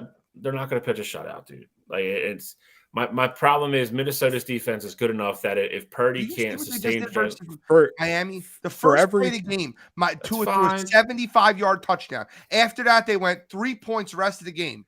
Tua missed 2 or 3 throws that if he hits them, they're more points too. For every Kirk Cousins Tua did a lot of interception, I'll raise you a Brock Purdy interception. Bro, I don't think Kyle Shanahan will put him in that position. I think if they played each other, if San Fran played Minnesota in the playoffs, I think he'd run the ball 75 times. It would be McCaffrey. It'd be everybody. Everybody got Elijah Mitchell, Deebo Samuel. They'd run Ayuk, and they would run them all. They 9 in the rounds in a row. It'd be great. I would rank you would him, be in the game. I would rank him the same as Cottrell. Okay. Just again, I think Minnesota's defense is nowhere near San Fran's, but they're good enough that if Purdy can't put up points, I just think with Dalvin Cook and Jefferson, as much as I don't like Kirk Cousins, and I feel the same way about him playing in big games, that offense almost scores points by accident sometimes. If you give them that many chances, they're going to find pay dirt once, and the problem is that might be enough. All right, we got a lot of show to get into. Let's get into NFL Pick'em. We still got like 7 more topics, so let's get an NFL Pick'em. We're all under 500. This is embarrassing. I got to change my goddamn name. Change my name to NFL under 500, Gene. I've been under 500 since 2018. Bullshit. Terrible. Hey. I'm still in the lead. I was about to say, you're still in the clubhouse. But Shally, listen, I would fade me. I would fire Shally. Shally's 61. Yeah, Shy is on fire right now. Shally, you're still in last place, but not for long. Start us off this week. I'll go first. I'll let Kachuk go second, and I'll let Gene go last. Switch it up and No, give him I back. told I had the order. I told you to go first. Don't pretend you have the friggin' order. I'm going first. I'm gonna go first. Gene, you go last. I'm gonna start with the team we just talked about. Minnesota plus 2.5 in Detroit. I know Detroit's coming off a big win over Jacksonville at home, which I correctly predicted last week. But I think Minnesota is going to have too much for that defense, and they're getting points on the road. I'll take them. It's probably silly, but I'll go with Minnesota plus 2.5. I think they're on the ground. Dalvin Cook out a lot. Justin Jefferson's going to do his thing, and I think Minnesota can. I know it's a divisional game, but I think Minnesota can score too easily on that Detroit defense. So I will go Minnesota plus 2.5. Second game I'm taking Pittsburgh minus 2.5 at home against Baltimore. Lamar Jackson is not going to play. Todd Hundley is going to come in, see what he looks like. I just think Pittsburgh's one of those teams that's playing a lot better the last couple of weeks. They keep opening the playbook a little bit more and more each week for Kenny Pickett. They're starting to get a rhythm. Mike Tomlin's kind of doing his thing, end of the season, making up games, winning games out of nowhere all of a sudden. I think they're at home. Defense is playing better with TJ back. I'll take Pittsburgh minus 2.5 against Baltimore. My last game, I was a little shocked by this line, to be honest. I'm taking Seattle minus 3.5 at home against Carolina. I think Carolina stinks. They play even worse away than they do at home. But it's kind of drastic, to be honest. Their away splits are terrible. They're going to go to Seattle. Seattle's right in the thick of the playoff race. I think Geno Smith has kind of been the under the radar kind of unsung hero of the NFL this year. So I think they get it done at home. Minus 3.5. I'll take Seattle. Gaudreau. All right, I got some picks for you here. My first one. I usually don't do this. If my team is playing, I pick the over under. That's about it. Or I pick against them if I think they're really going to lose. Not this week, though. Give me the Browns plus 6.5 at Cincinnati. Your boy Joe Burrow has not beaten the Cleveland Browns since he's been a starter with the Cincinnati Bengals. I think Joe has fits with Cleveland. They might win this game. It's going to be a close one, though. Give me the 6.5. Deshaun, he's having his coming out party in Cincinnati, and we're having Christmas early. Next game, I got Tampa Bay plus 3.5 at the 49ers. Look, we just talked about how bad the 49ers are going to be offensively, how much we don't trust Brock Purdy anymore. And just in general, yeah, the defense is good. And I know Tom Brady and company laid a stinker Monday night against the Saints, but still found a way to win that game. I just don't think San Fran is going to be able to manufacture enough points to beat Tom Brady with Brock Purdy at quarterback. I think Tom Brady, he goes in there, and like you said, Gene, this is the going home party for Tom Brady. I think he goes to San Francisco and he puts on the show, and the Buccaneers win that game. Then my last game, the unsexiest pick of them all, New England at the Cardinals. Give me the under 44.5. Bill Belichick is going to have a game plan ready to shut down Kyler Murray and company, and that Cardinals offense is going to struggle. And I think Mac Jones and company, they're going to struggle as well. It's going to be another primetime dud because it seems like week after week we just keep getting them, and this is just going to follow suit. Give me the under that game. I think it's going to be an ugly, just ugly. I don't even know how to describe it. It's just ugly. I think the Patriots win something like 13-10 or 17-10, but I love the under in that one as well. I got 3 games this week, and I've kind of balanced between a bunch of them. I really wanted to go back and forth. I just changed one, because the Rams quit, bro. They quit. The season's quit, and I'll tell you what, the Raiders have been playing some good football. Give me the Raiders minus 6.5 at LA. I didn't like taking that, but I'll take the Raiders minus 6.5. I don't want to lay 6.5 with the Raiders ever. I don't want to lay 6.5 with Josh McDaniels, but they've been playing well. So give me the Raiders minus 6.5. I like the Bucs also. San Fran is where Tom Brady grew up, and he's where he's going to be playing next year. Tom Brady's going to be a 49er. You heard it here first on Wire to Wire. Tom Brady's going to come home to San Fran, plus 3.5, easy. I think that the Buccaneers win this game. and I think that the Bucks put a stranglehold on that NFC South. And I got the Seahawks minus 3.5. I don't understand why. Is this a gift? I feel like Vegas never gives gifts like this. The Seahawks minus 3.5 over Carolina seems like a gift. Sam Darnold, are we serious right now? Seattle plays better at home. Carolina plays awful on the road. I don't know how Carolina keeps this game close. Geno Smith, if you lose this one, I'm writing you off again. You don't have to write back. All right, that's my picks this week. I think we need to talk about like Cottrell's underlying disdain for Joe Burrow and like Cincinnati. No. I love Joe Burrow. I said he was a first round. He was going to be a first round pick. I said he was going to be a first round pick 2018. I got the tweet to back it up. When he transferred to LSU, I said he was going to be a future first rounder. I've been a Joe Burrow guy since 2014. I saw him single handedly almost win a state championship with my own two eyes. That's because he went to Ohio State. You had to like him. Oh, even when he was at Athens, he put up 6 touchdowns in the national championship game in high school and still lost. Performance of a lifetime. Still lost. I'm a Joe Burrow guy. There's a lot of shade of Joe Burrow. I'll tell you right now, bro. If there's anybody that got shade of Joe Burrow, it's you. You still think Justin Herbert's better than him. And Joe Burrow's in a better situation. You can write that shit off, bro. Joe Burrow is better than Justin Herbert. We'll see. I'm a Burrow guy, man. I'm a Burrow guy. Don't let Bill fool you guys. All right, let's move on. We got a Mount Rushmore. We'll tell you this. I think Cincinnati's going to be hostile as hell to Deshaun Lennon, Watson. I promise you this. Lennon. I promise you this. I'm going to put his comment up there real quick. That ain't happening. I promise. I think there's a good chance Brady might go back to New England. They have the second biggest cap and give Brady control of the offense, and they go out and trade for a wide receiver one. I'm going to promise you something right now, Lennon. I promise you this. There's zero chance that's happening. Nope. He's not playing for Bill again. He's gonna go to San Fran next year. But Gene, I guess my only argument to you would be you thought Trey Lance would be a top 10 quarterback this year. Why would San Fran make the move for Tom Brady when that would stun another year of Trey's growth? He tore his ACL. You're gonna get Tom Brady on a 2-year deal. You're gonna have Trey Lance mentor behind the greatest quarterback ever to play the game in his rookie deal. Trey Lance is going to sit there for 4 years. They have the 5th-year option. He'll start his 5th year, and they have the option to be able to – they'll pick up his 5th-year option. Brady will play 2 years in San Fran. Just trust me. I wrote the book on it. It's going to happen. If you're Trey Lance, though, why would – I mean, I know you're under the rookie deal, but if you sit for 4 years, your rookie deal is up. I mean, why would you stay there? Like, I wouldn't even want to be there. You don't have a choice. No. I get that, but I'm saying like that option. It's a club option. It's not his option. No, I understand that. Draft picks to get 5th years. I get that, and that's fine. Like he played the 1 year in San Fran, but after that, like I'd be like, franchise him. You guys show me, and he doesn't have to sign it. You'd be like, trade me. He has all the leverage.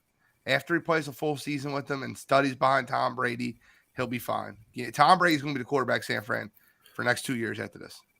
I agree with everything except for the term. I could see him signing like a 1-year deal with an option. If he goes to that team next year with the way they're constructed and they win a Super Bowl, I really think that would be it. I think he would have gone back divorced, bro. He's there. Well, he's playing until he's 50. The first 50-year-old quarterback. He's got that young supermodel already. He's got stuff to do. The other thing with Tom is, has anybody ever come out and said that Tom's just been this excellent mentor? No. So I mean, I don't even know if that's the shit. That's the other thing. Like, yeah, you learn, like you get to see greatness, but I mean, how much are you really learning though? I don't know. He's a 49ers fan. He might want to teach the predecessor. He might want it. I don't know. You never know. All right, we got to get into Mount Rushmore. Guys. We're going to keep this quick this week because there's 3 matchups that should be pretty easy. But we're going to keep it quick. I promise. We got to move on. We got a lot to get into. But Boston versus Philly. This one rips my soul out. I'd like you two to go first so I can do what I want to do at the end and be a complete idiot. Oh boy. Don't see. It's funny you just said that. I was hoping you were going to let me go last because I was going to do exactly what you were going to do. Nope.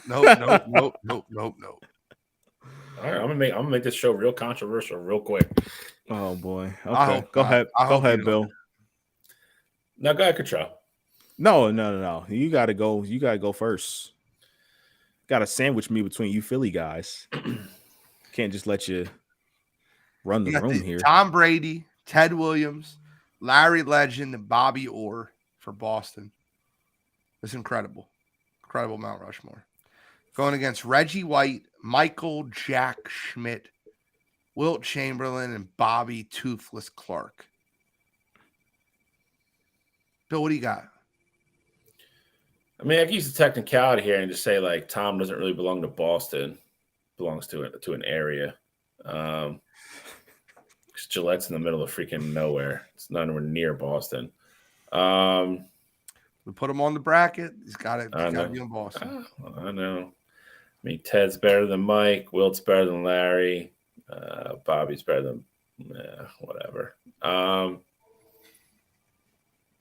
I should still just do it and make Gene do it. No. I'll ruin the show. I will ruin the show. Don't do it. That's fine. I pick Philly. Homer biased. I pick Philly.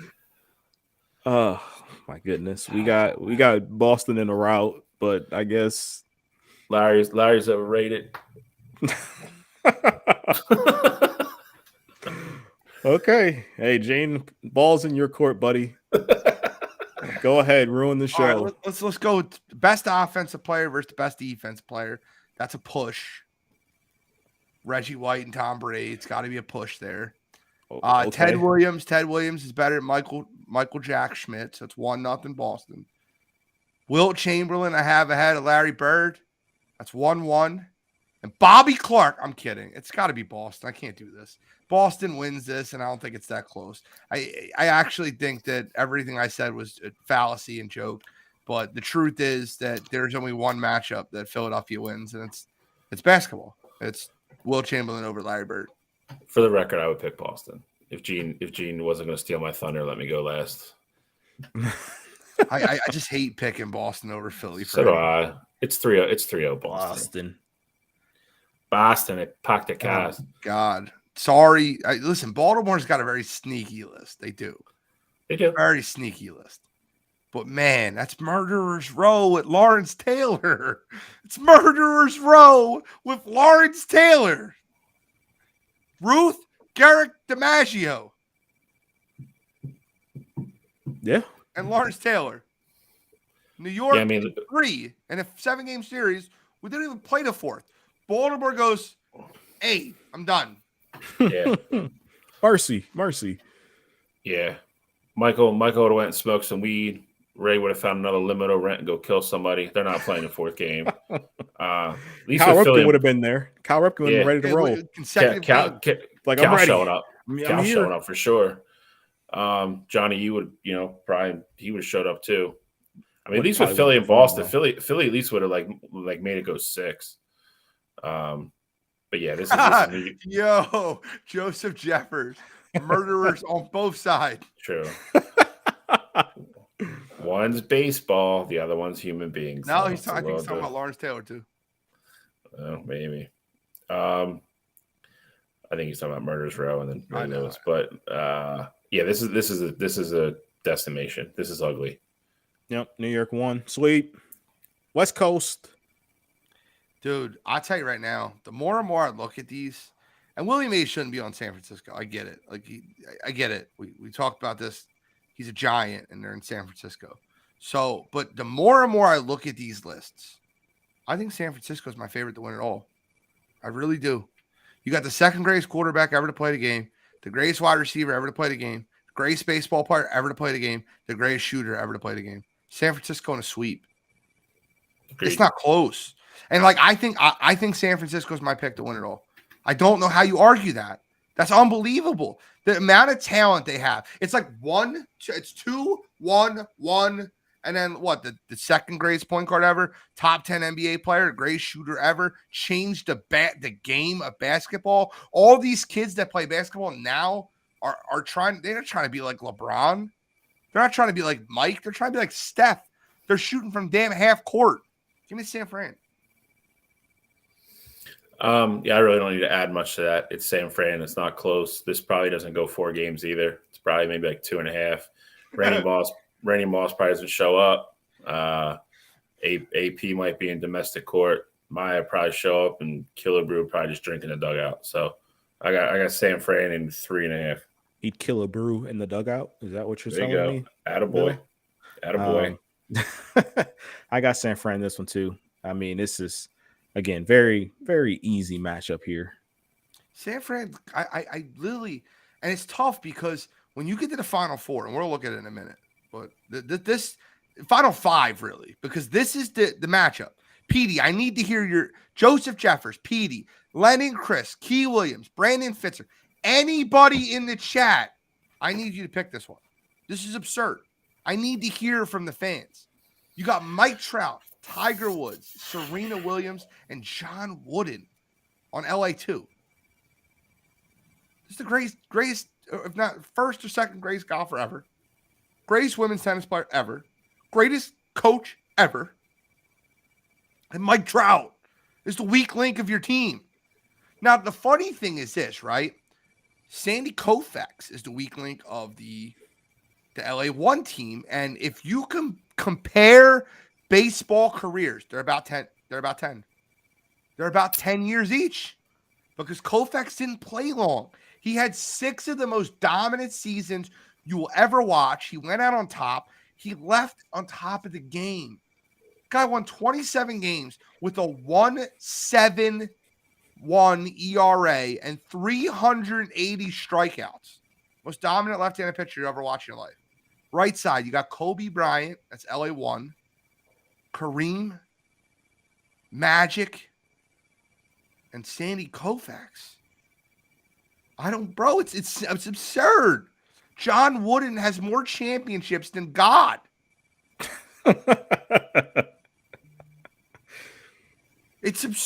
I don't know how and it's so individual, right? Because Serena and Tiger are individual sports, and Kobe, Magic, you have possibly, and on most people's list, number 3, 4, and 5, or 4, 5, and 6 of the greatest basketball players ever. On my list, it's 4, 5, and 6. I got Kareem 4, Kobe 5, and Magic.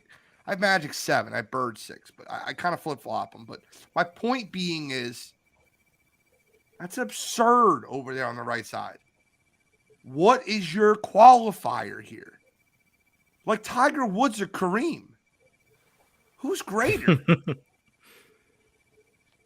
John Wooden or Magic Johnson? Look, what order are we doing this? I don't know. You pick the order. I don't care. Whatever order you want. I'll go first. I'll go first. I'll make it. It's not. This isn't an easy one, but I guess I'll make it easy because I'll get mine out the way.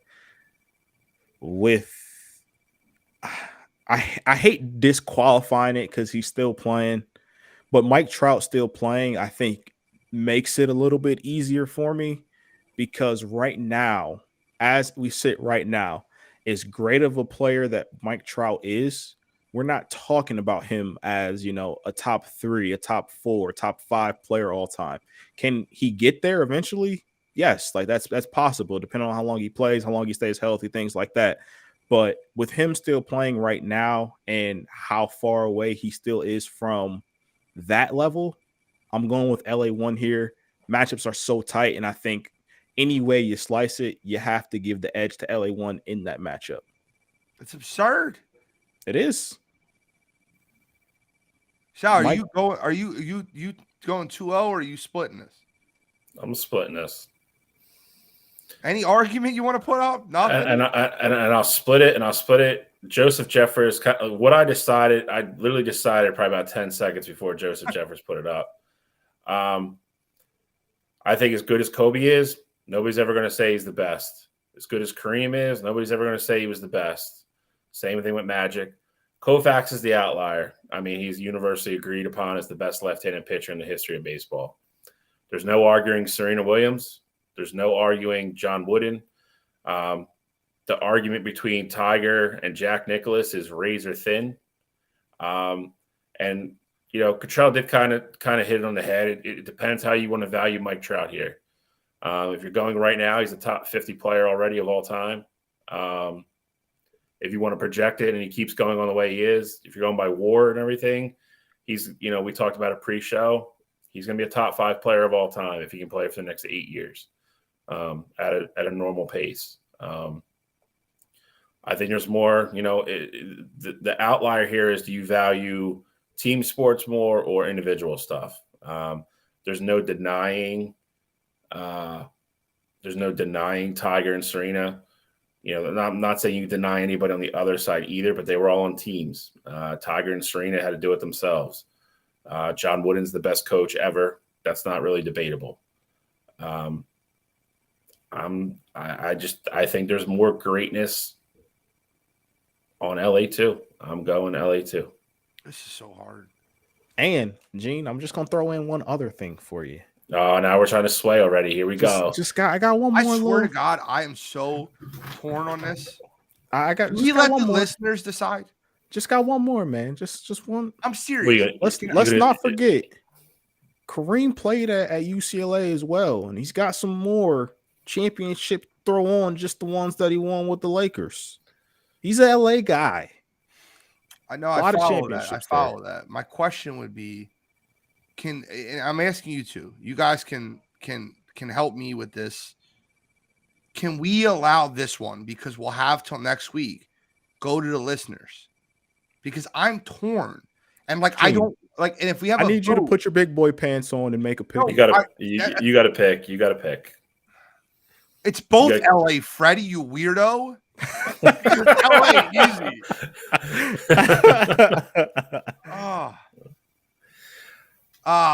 The final four. The final four. We're letting everybody vote on. So we got to get into that. Let's go. You could have went second and left us on me. We got some spam. We got a lot of spam. Gonna block this user on YouTube. They're putting some spam at the block list on the restream chat. 69XXX Fun was trying to get in on the vote. Dude, looks like he wants to show don't let it distract you, Gene. Oh, it's 8:37. I don't know. Can we go? Can I get to the end of the show? No. Now. Gotta go now. Could do the chopper. Dude, this is so tough. Let me just Fate of the universe. Let me put on the line. Who are you picking? Let me put you through my train of thought. Andre Iguodala is not an option. Let me put you through my train of thought. Sandy Koufax and Mike Trout are very comparable to me, because Sandy Koufax was as great as he was only great for 5-6 years. Greatest left-handed pitcher ever. The greatest 6 years you'll ever watch out of a left-handed pitcher. But if you compare that to Mike Trout's greatest 6 years, it's close, right? I'd probably still give the edge to Koufax. Well, it's close, and Trout plays every day. And you go Magic and Serena. So Serena in women's tennis is greater than Magic in basketball. But Magic in basketball is greater than Serena in all of tennis.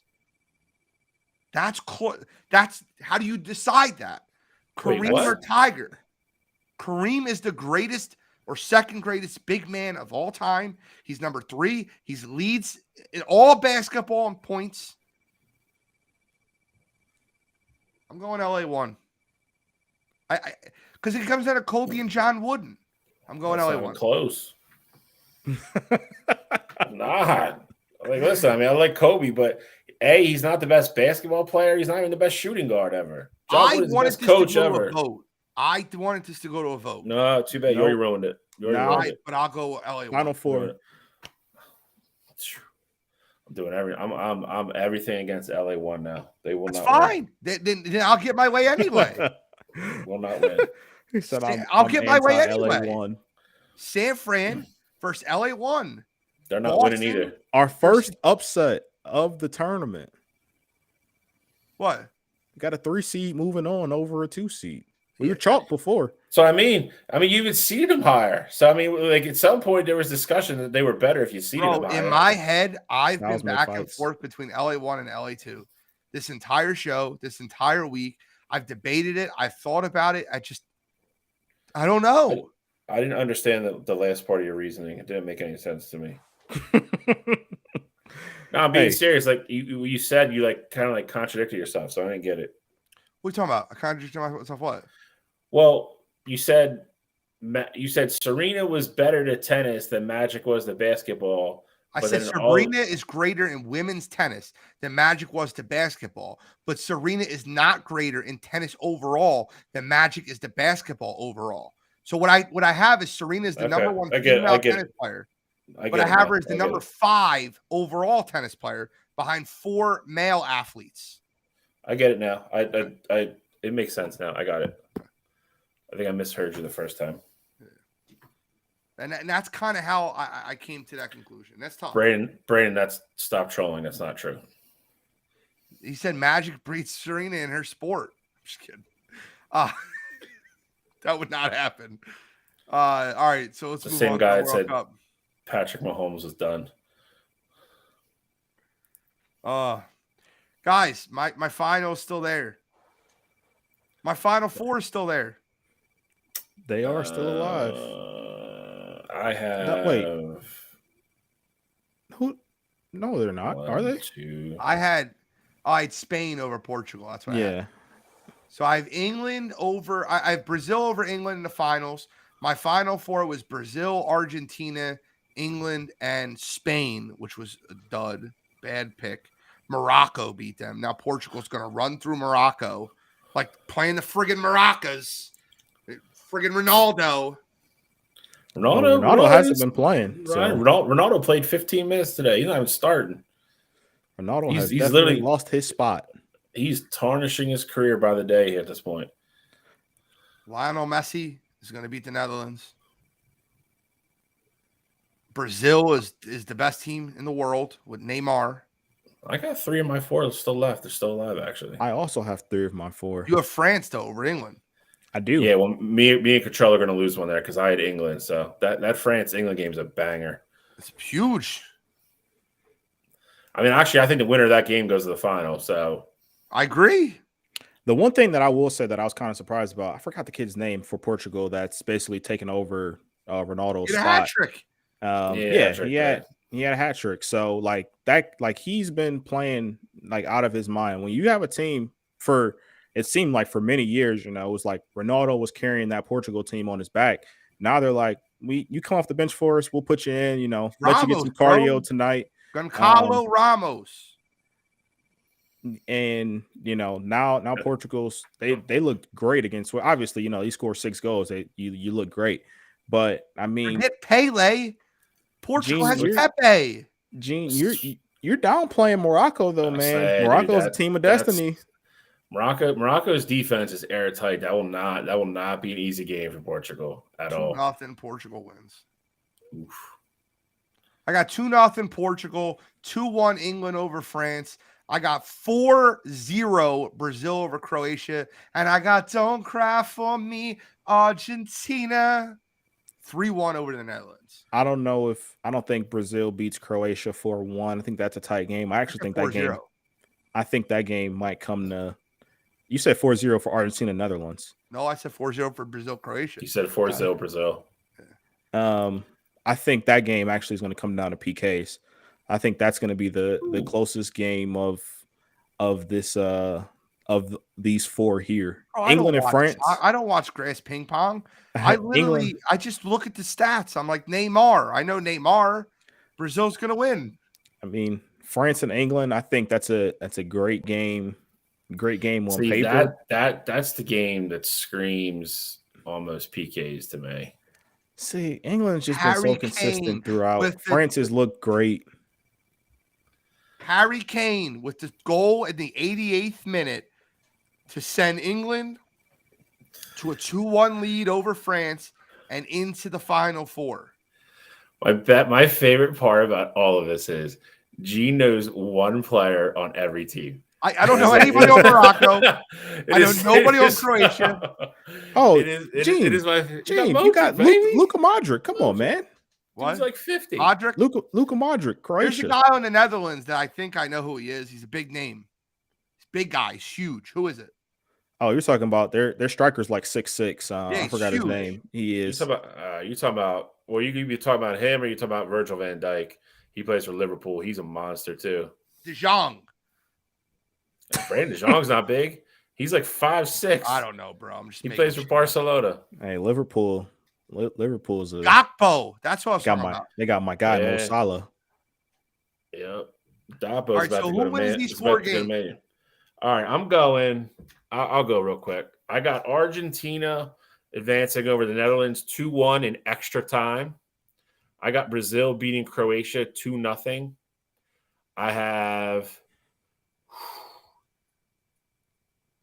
I'll go England over France 2-1 in extra time. This last game's tough, man. I'll go Portugal over Morocco 4-2 in PKs. It'll be 0-0 after extra time. They'll win in Me and penalty you have kicks the same 4-2. 4 winners. I got Yeah, I Portugal. don't know soccer. I got Portugal over Morocco 1-0. I think that game obviously super low scoring. Okay. I got France 3-1 over England. I think Mbappe is gonna put up 2 more goals in that one. Probably either a Giroud goal or a Dembele. One of them two is gonna put the ball in the back of the net. Brazil, like I said, I think that game is 2-2, goes to extra time. Nobody scores. Then it goes to PKs. And I like Brazil to come out of that like 4-1. I don't think it's necessarily close in PKs. And then give me Argentina over the Netherlands. I like 3-1 in that one as well, with Argentina advancing.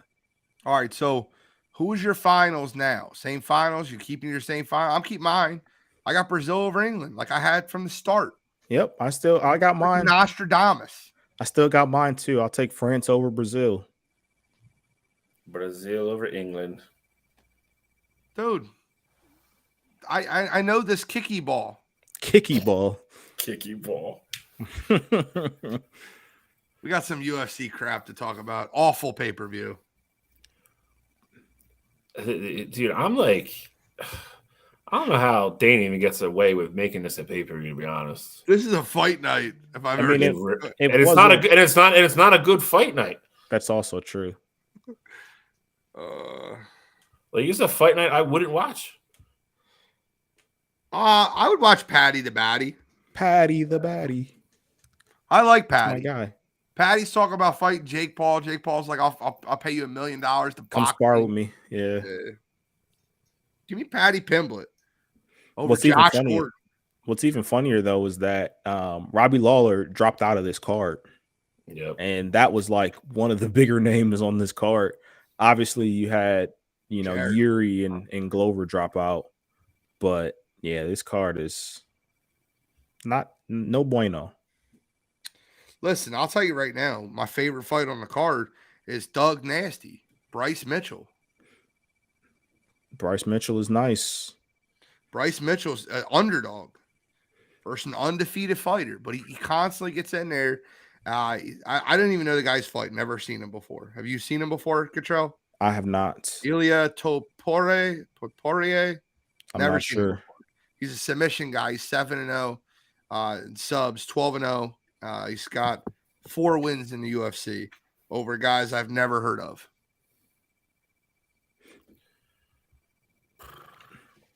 I don't know, guys. It's a terrible card. What do you guys? You want to go pick it? Let's pick it. Sweet. I mean, we got 2 more things to get into. 3 might be worse. Ankalaev, whatever. I know him. He's a good fighter. He's going to beat Jan Blachowicz. I have Ankalaev to win. How do you say his name, Cottrell? I know you know it. Magomed Ankalaev. Yeah. Okay. Look at you. He wins. That guy wins. I'm also picking him too. I'll go second round TKO. I think I'm going decision. I think he's going to wrestle and beat him up. Yeah, I think it's going to be. I'm not saying he's going to knock him out. I think Ankalaev finishes him. I say 3rd round submission. I think it's going to be a lot of wrestling. It's going to be a fight that we really don't want to see. Now, I think people might be somewhat confused because, like, if you know Jan, and you saw his fight against Izzy, you'd think that, he could wrestle. But, I mean, Ankalaev is different on the ground. Size. Exactly. Ankalaev is different on the ground. He's tough. And I think the way this is set up. I mean, light heavyweight is in a horrible position right now with Yuri being hurt. Glover, they didn't give Glover this shot because he said he wanted some more time to train. I think Ankalaev wins, but I mean, I think he'd be, as much as I like him, I think he'd be like one of the weaker UFC champions that we've seen in recent memory. Yuri's a weak champion. Glover was a weak champion. 205 is a weak division. Call like it is, man. No matter who wins. I think it's the Yuri, worst shape it's been in a long time. I'll say this. I think Yuri would have beat Glover again, and I think he could beat both of these guys. But I think Ankalaev, it's literally he wins the belt here. And he's a dumb fighter. He is. I don't disagree with you. I do not disagree with you. He does a lot of dumb shit. He had Glover beat like 3 times and tried like a spinning heel kick and fell on his back, and then Glover fell on him. Like Yuri's a dumb fighter. Just what it is. It's probably why he got hurt. Tough as nails, though. That only lasts so long. I got Patty to Batty and then Ankalaev. I'm calling him Ankalaev. I'll take Patty as well. I'm kicking Bryce Mitchell in the first fight at night in the upset. I don't care. I don't care who's fighting. I love the kid. Kid's awesome. Bryce Mitchell is cool. And I know his shtick was getting his camo shorts. He's finally got his camo shorts. So I'm a Bryce Mitchell fan. Bro, how can you not be? That dude's awesome. Yep, Bryce Mitchell's sweet. All right. Well, we have a little extra time because we got the match, and then we're going to do a little MLB free agency for the people at home because I got to talk about it. By the way, this is a no-brainer too. This is super easy. Guys, I'm not trying to be smart. And like as much as Tiger and Rory are fun, Justin Thomas and Jordan Spieth killed them. Mop the floor. Mop the floor with them. No? Bill, you're a golf guy. Give me, where's it at? It's under the lights. It's in Bel Air, Florida.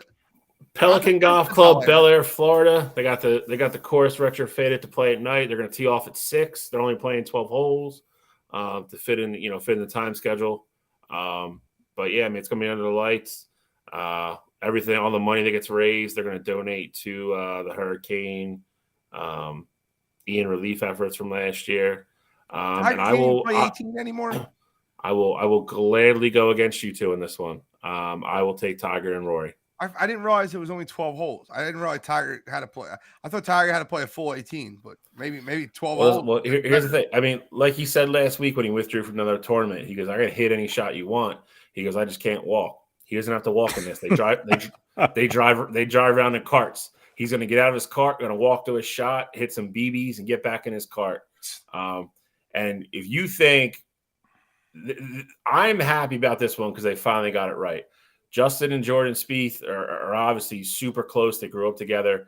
Justin Thomas is super close to Tiger Woods. They're damn near neighbors. This one, if there's ever one that, there's going to be a lot of daggers thrown back and forth, this is going to be the one. There's going to be a lot of shit talking going on in this. I don't think there's any way Tiger allows himself to get upstaged by Justin and Jordan. He's got the number 1 player in the world on his team. And as much as I love him, dude, I think Jordan's the weak link in this match. Rory and Tiger are plus 125, very slight underdogs. I will take Tiger and Rory to win.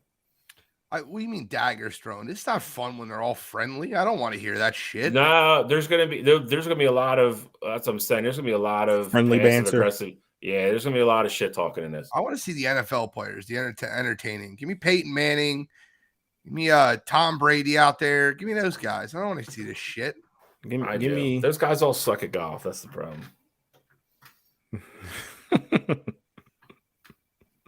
That's I'll take Justin Thomas and Jordan Spieth.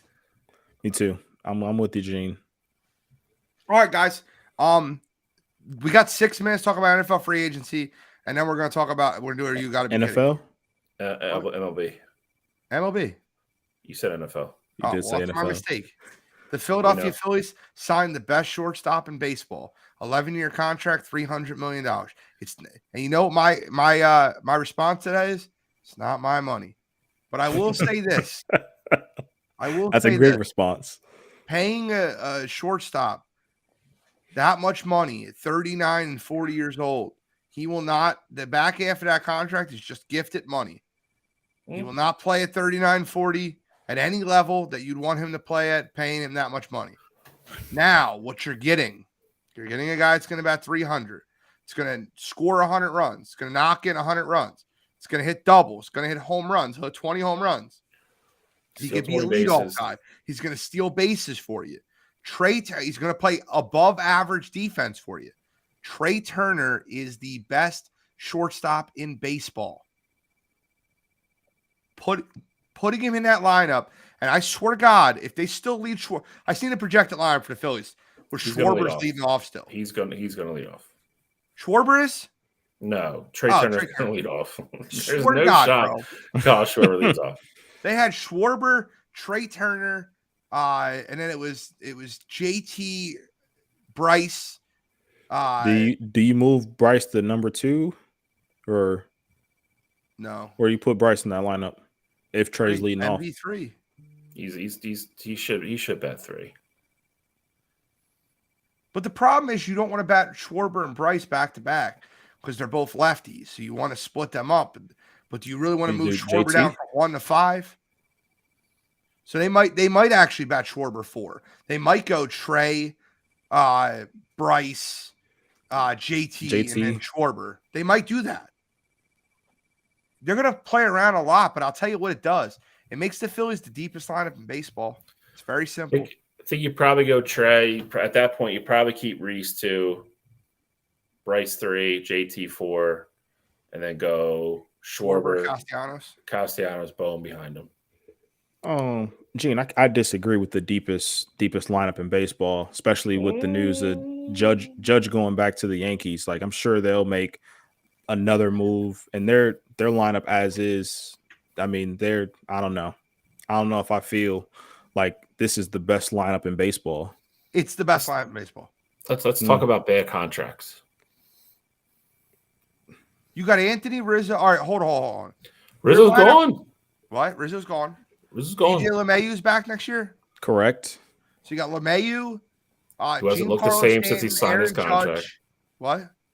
Who hasn't looked the same since he signed his contract. Yep. I think that's a laughable comment. I don't think that the Yankees are 2 or 3 or 4. I'm just saying. I think the Yankees as they were last year. Plus, I'm sure they're going to make another move. I think you guys are very top heavy. As of right now, who's the best line in baseball? I mean, I don't know who I'd give it to for sure. You can argue Houston. Try that. I could think this. The Yankees not an argument. I disagree. Like I said, I think you guys are top heavy. We have 7. Yeah, dude, we don't have a below average hitter to get to 8 hole. And then Stott is Stott's going to get better. The only weak hitter we have on our team is Mars. Wait. So now you're buying into the Rhys Hoskins stock. Like, is that what we're doing now? Rhys Hoskins didn't hit. We never said he couldn't hit. We said he can't play first base. But still being in the he's still in the lineup. He's a 30-85 guy though. How many teams in the major leagues have a 30-85 guy in the 2-hole? The Phillies have baseball. It's a real short list. And Houston's second. The Yankees are not second or third. I don't think so. The Dodgers are second or third. Dodgers have a good lineup too, but losing Trey Turner is big, and they lost. I mean, it doesn't really matter, but Bellinger too. Cody Bellinger can't hit out of a paper bag right now. That's right. So I mean, that's why I didn't. I'm just saying he left. He's in Chicago now. So Rizzo's a Yankee. Chicago. 2 years, $40 million. You got $20 million a year to remain on the Yankees. I think that was like a month ago too. I don't think that was like recent. It's another bad contract. I think he signed with them like November 5th. Maybe. TJ will correct me. But I'm not trying to be smart ass when I say this. I think the Phillies lineup with Trey Turner, Hoskins, Harper, Realmuto, Castellanos, Schwarber, Bohm, and then you have Stott and Marsh as your 8-9 hitters. Marsh is not a bad kid. He's 25. Stott's a young, up-and-coming player. He's going to play second base, an easier position. 11-15. Thank you. Yeah. Stott's just going to keep like. I mean, you saw it at certain times last year too. With Stott, he has the clutch gene. Like he's just going to keep getting better. So I mean, at that point, our weakest hitter on our team by far is Brandon Marsh at the 9 hole.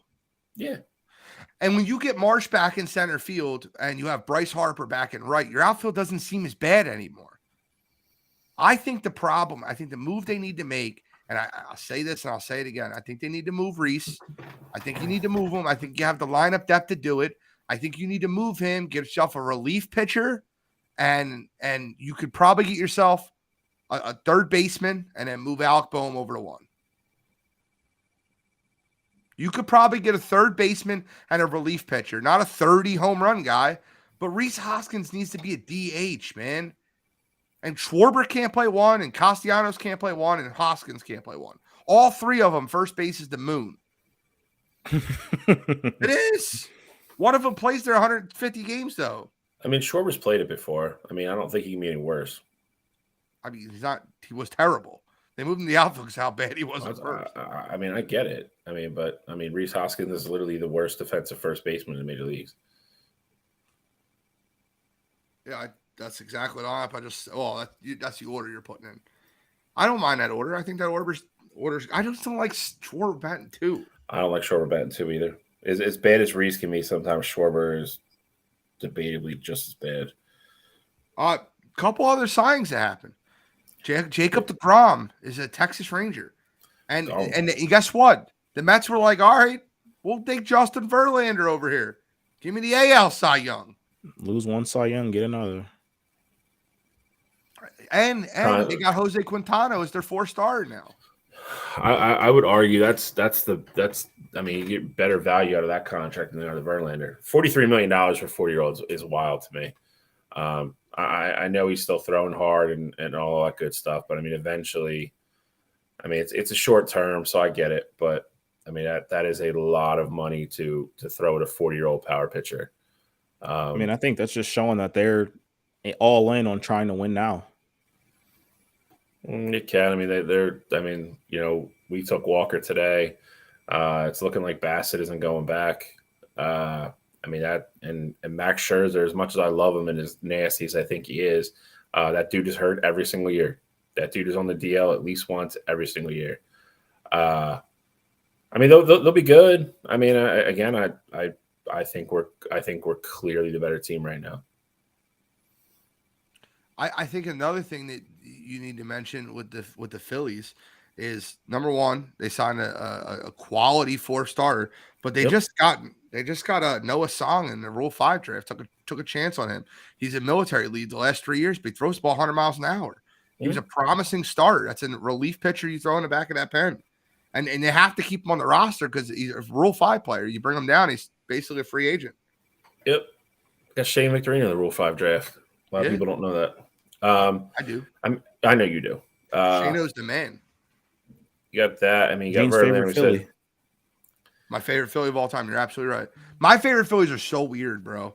I started with Dutch Dalton. That was one. Then it was Terry Mulholland. Then it was Randy Wolf, the Wolf Pack. Back in the really shitty days of Phillies baseball. There's some bad teams there. Yeah. But then, you know, Brett Myers and Victorino were my 2 favorites on that team for a long time. And then Brett Myers punched someone. So, which is. And you got the big news today. Judge, 9 years, 360. I don't know. I agree with Gene. I'm not excited about the back half of Trey Turner's contract. I would be, if I was a Yankees fan, I would be even less excited about the back end of that contract.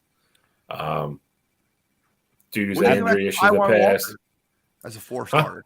What do you think about Taijuan Walker as a 4-star? I love it, dude. I mean, you know, we want to talk about Verlander and you know, Scherzer at the top of that rotation. You know, they're great and everything, but depth-wise and 1 to 5, I'll take our rotation. I mean, you know, you get Wheeler, you have Nola, Ranger became almost a Philly legend in the course of a couple weeks. He's going to be your 3. You got Taijuan Walker 4. And, you know, I really think they're going to give Painter a shot to be the number 5. I think they're going to see how he pitches in spring training. He's not even 20 years old yet. I think everything this year, Bailey Falter's your 5, bro. Bailey Falter ain't the guy, bro. He's a 5 starter. It's what he is. You let Painter pitch 5 and skip him sometimes, not overwork him. There's no pressure on him whatsoever. Let him come up, get big league innings. We'll see. I mean, Painter needs they're high on year, him, bro. Yeah, I just don't think Bailey's the guy, though. He's not. He's not the guy, but he's the 5th starter. Bullpen guy for me.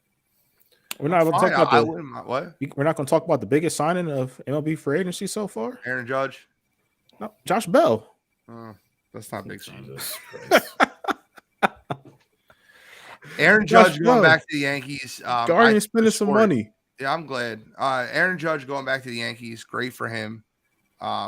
Great for the Yankees to get him back. I really swore he was going to go to the Giants. I swore it was going to happen. I did too. I think we need to talk about the crazy theme that's starting to play out here that nobody wants to go to San Diego for some reason. They lost out on 2 marquee players in a row that they were going to overpay for, and they both said no. Bro, call it what you want to call it. I'll tell you right now, San Diego's trying to trade. San Diego is 100% trying to trade Tatis right now. You might be. I really believe that they're trying to trade Tatis. I mean, they saw. I mean, in a sense, they saw they could win without him, so they said, "Hey, why not sell high? You're not wrong. Get out the money." Wrong. They already told him he's playing outfield. He's not the shortstop no more. Nope. He's their center fielder now. That's gonna be interesting to watch over the next year or two. I mean, and again, I mean, if you're after Trey Turner, then I mean, there's no shot Tatis is ever playing shortstop again there. But then again, to be in on Aaron Judge, I mean, it's I don't know how they absorb all of those contracts. So that's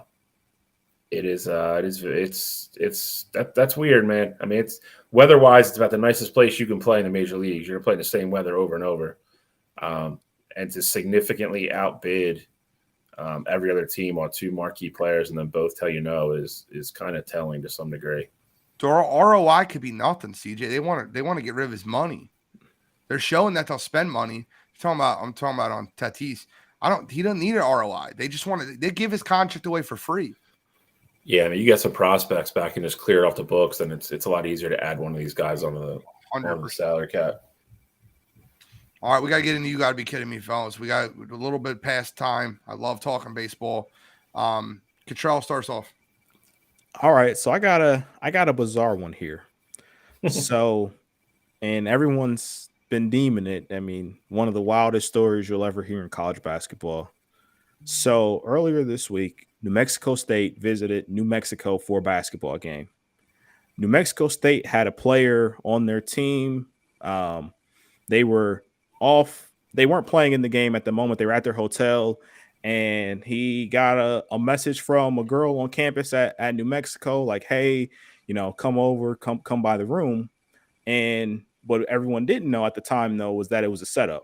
She was setting him up. He had some issues with some guys on the New Mexico State's team. He had some issues with them, and they were basically setting him up to be jumped. And so the player goes over there, realizes that it's a setup.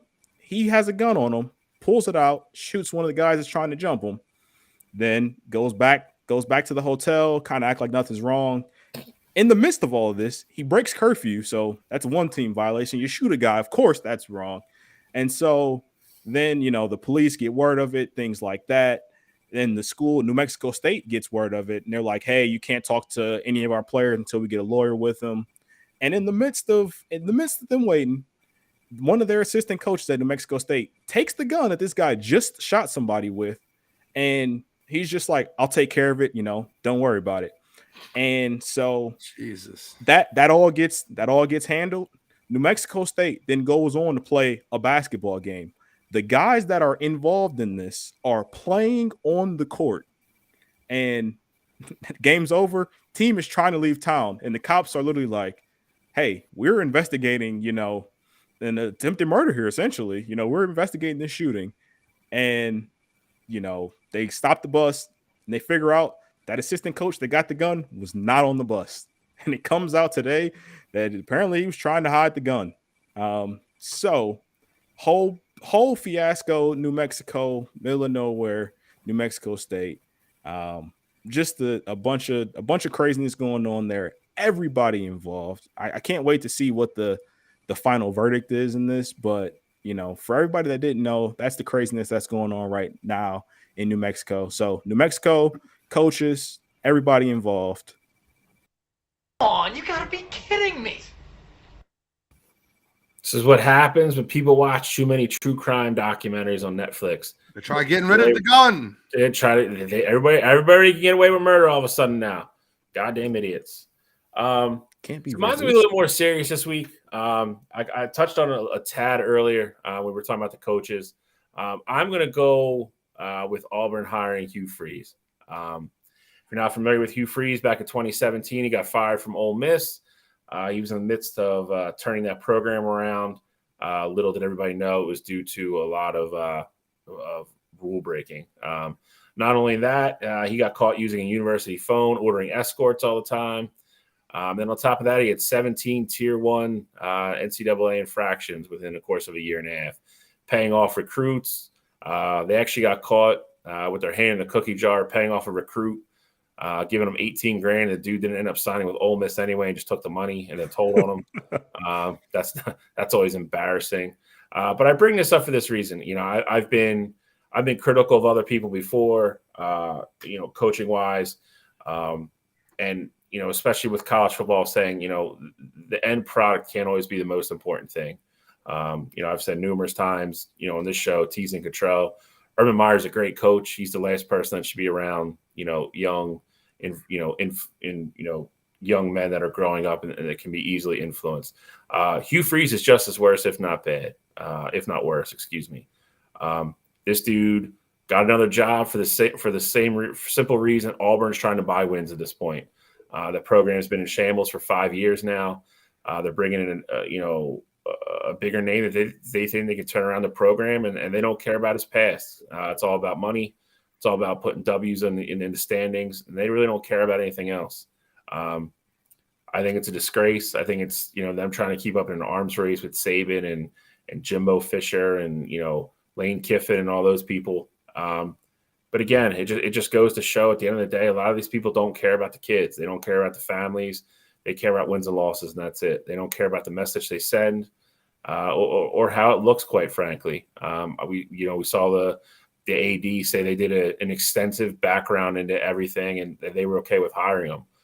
I mean, dude, there's nothing to look up. You can Google it. It's all done and settled. I mean, he did what he did. He admitted it. Ole Miss got a bowl ban and a postseason ban for 3 years because of it. That's why nobody wanted that job until that was over when Lane Kiffin took it. Dude should not be a head coach in a major program.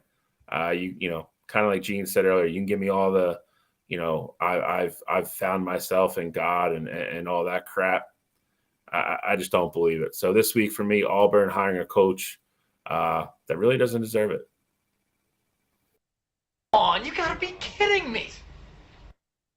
I don't have a good one this week. I have one I'm going to use, but it's nowhere near as good as yours too is. Normally, I have a really fucking solid one lined up. Not today. Just this week, I'm going to use the UFC and Dana White, and I'm very happy with the product the UFC gives us often. There's been a lot of times where if the headliners or the main event get pulled, they move it to a fight night or they give the card away for free. Something they do for their viewers, but not this time. This quite possibly could be the worst pay-per-view that has ever been sold by the UFC. And they're not even offering a discount. You know what, dude? Instead of $69.99, make it $49.99. But you're selling this pay-per-view for full price when you have no main event. It's an absolute joke. Your number 2 fighter on the card is Patty the Batty, who's unranked. 100%. It's a joke. Come on, dude. Come on, Dana White. You can do better than this. You're better than this, man. And for that reason, the UFC and Dana White. Come on, you gotta be kidding me. I'll tell you what, man. I looked ahead. 283 is not any better. Agreed. They're really struggling for superstars right now. But I will say though, when the UFC has these cards like this and they're not that great on paper, they end up being bangers. Yeah. So yeah, kind of makes sense. I don't think this one is though, bro. I look at the fights. I don't see how they can be. Yeah, I don't see it either. But 9:15, guys, we got to cut it off. Any final thoughts from either one of you gentlemen? Nothing from me this week. I got nothing. All right. Well, thank you so much for tuning in. Show 113. Great show, gentlemen. Wire to Wire signing out.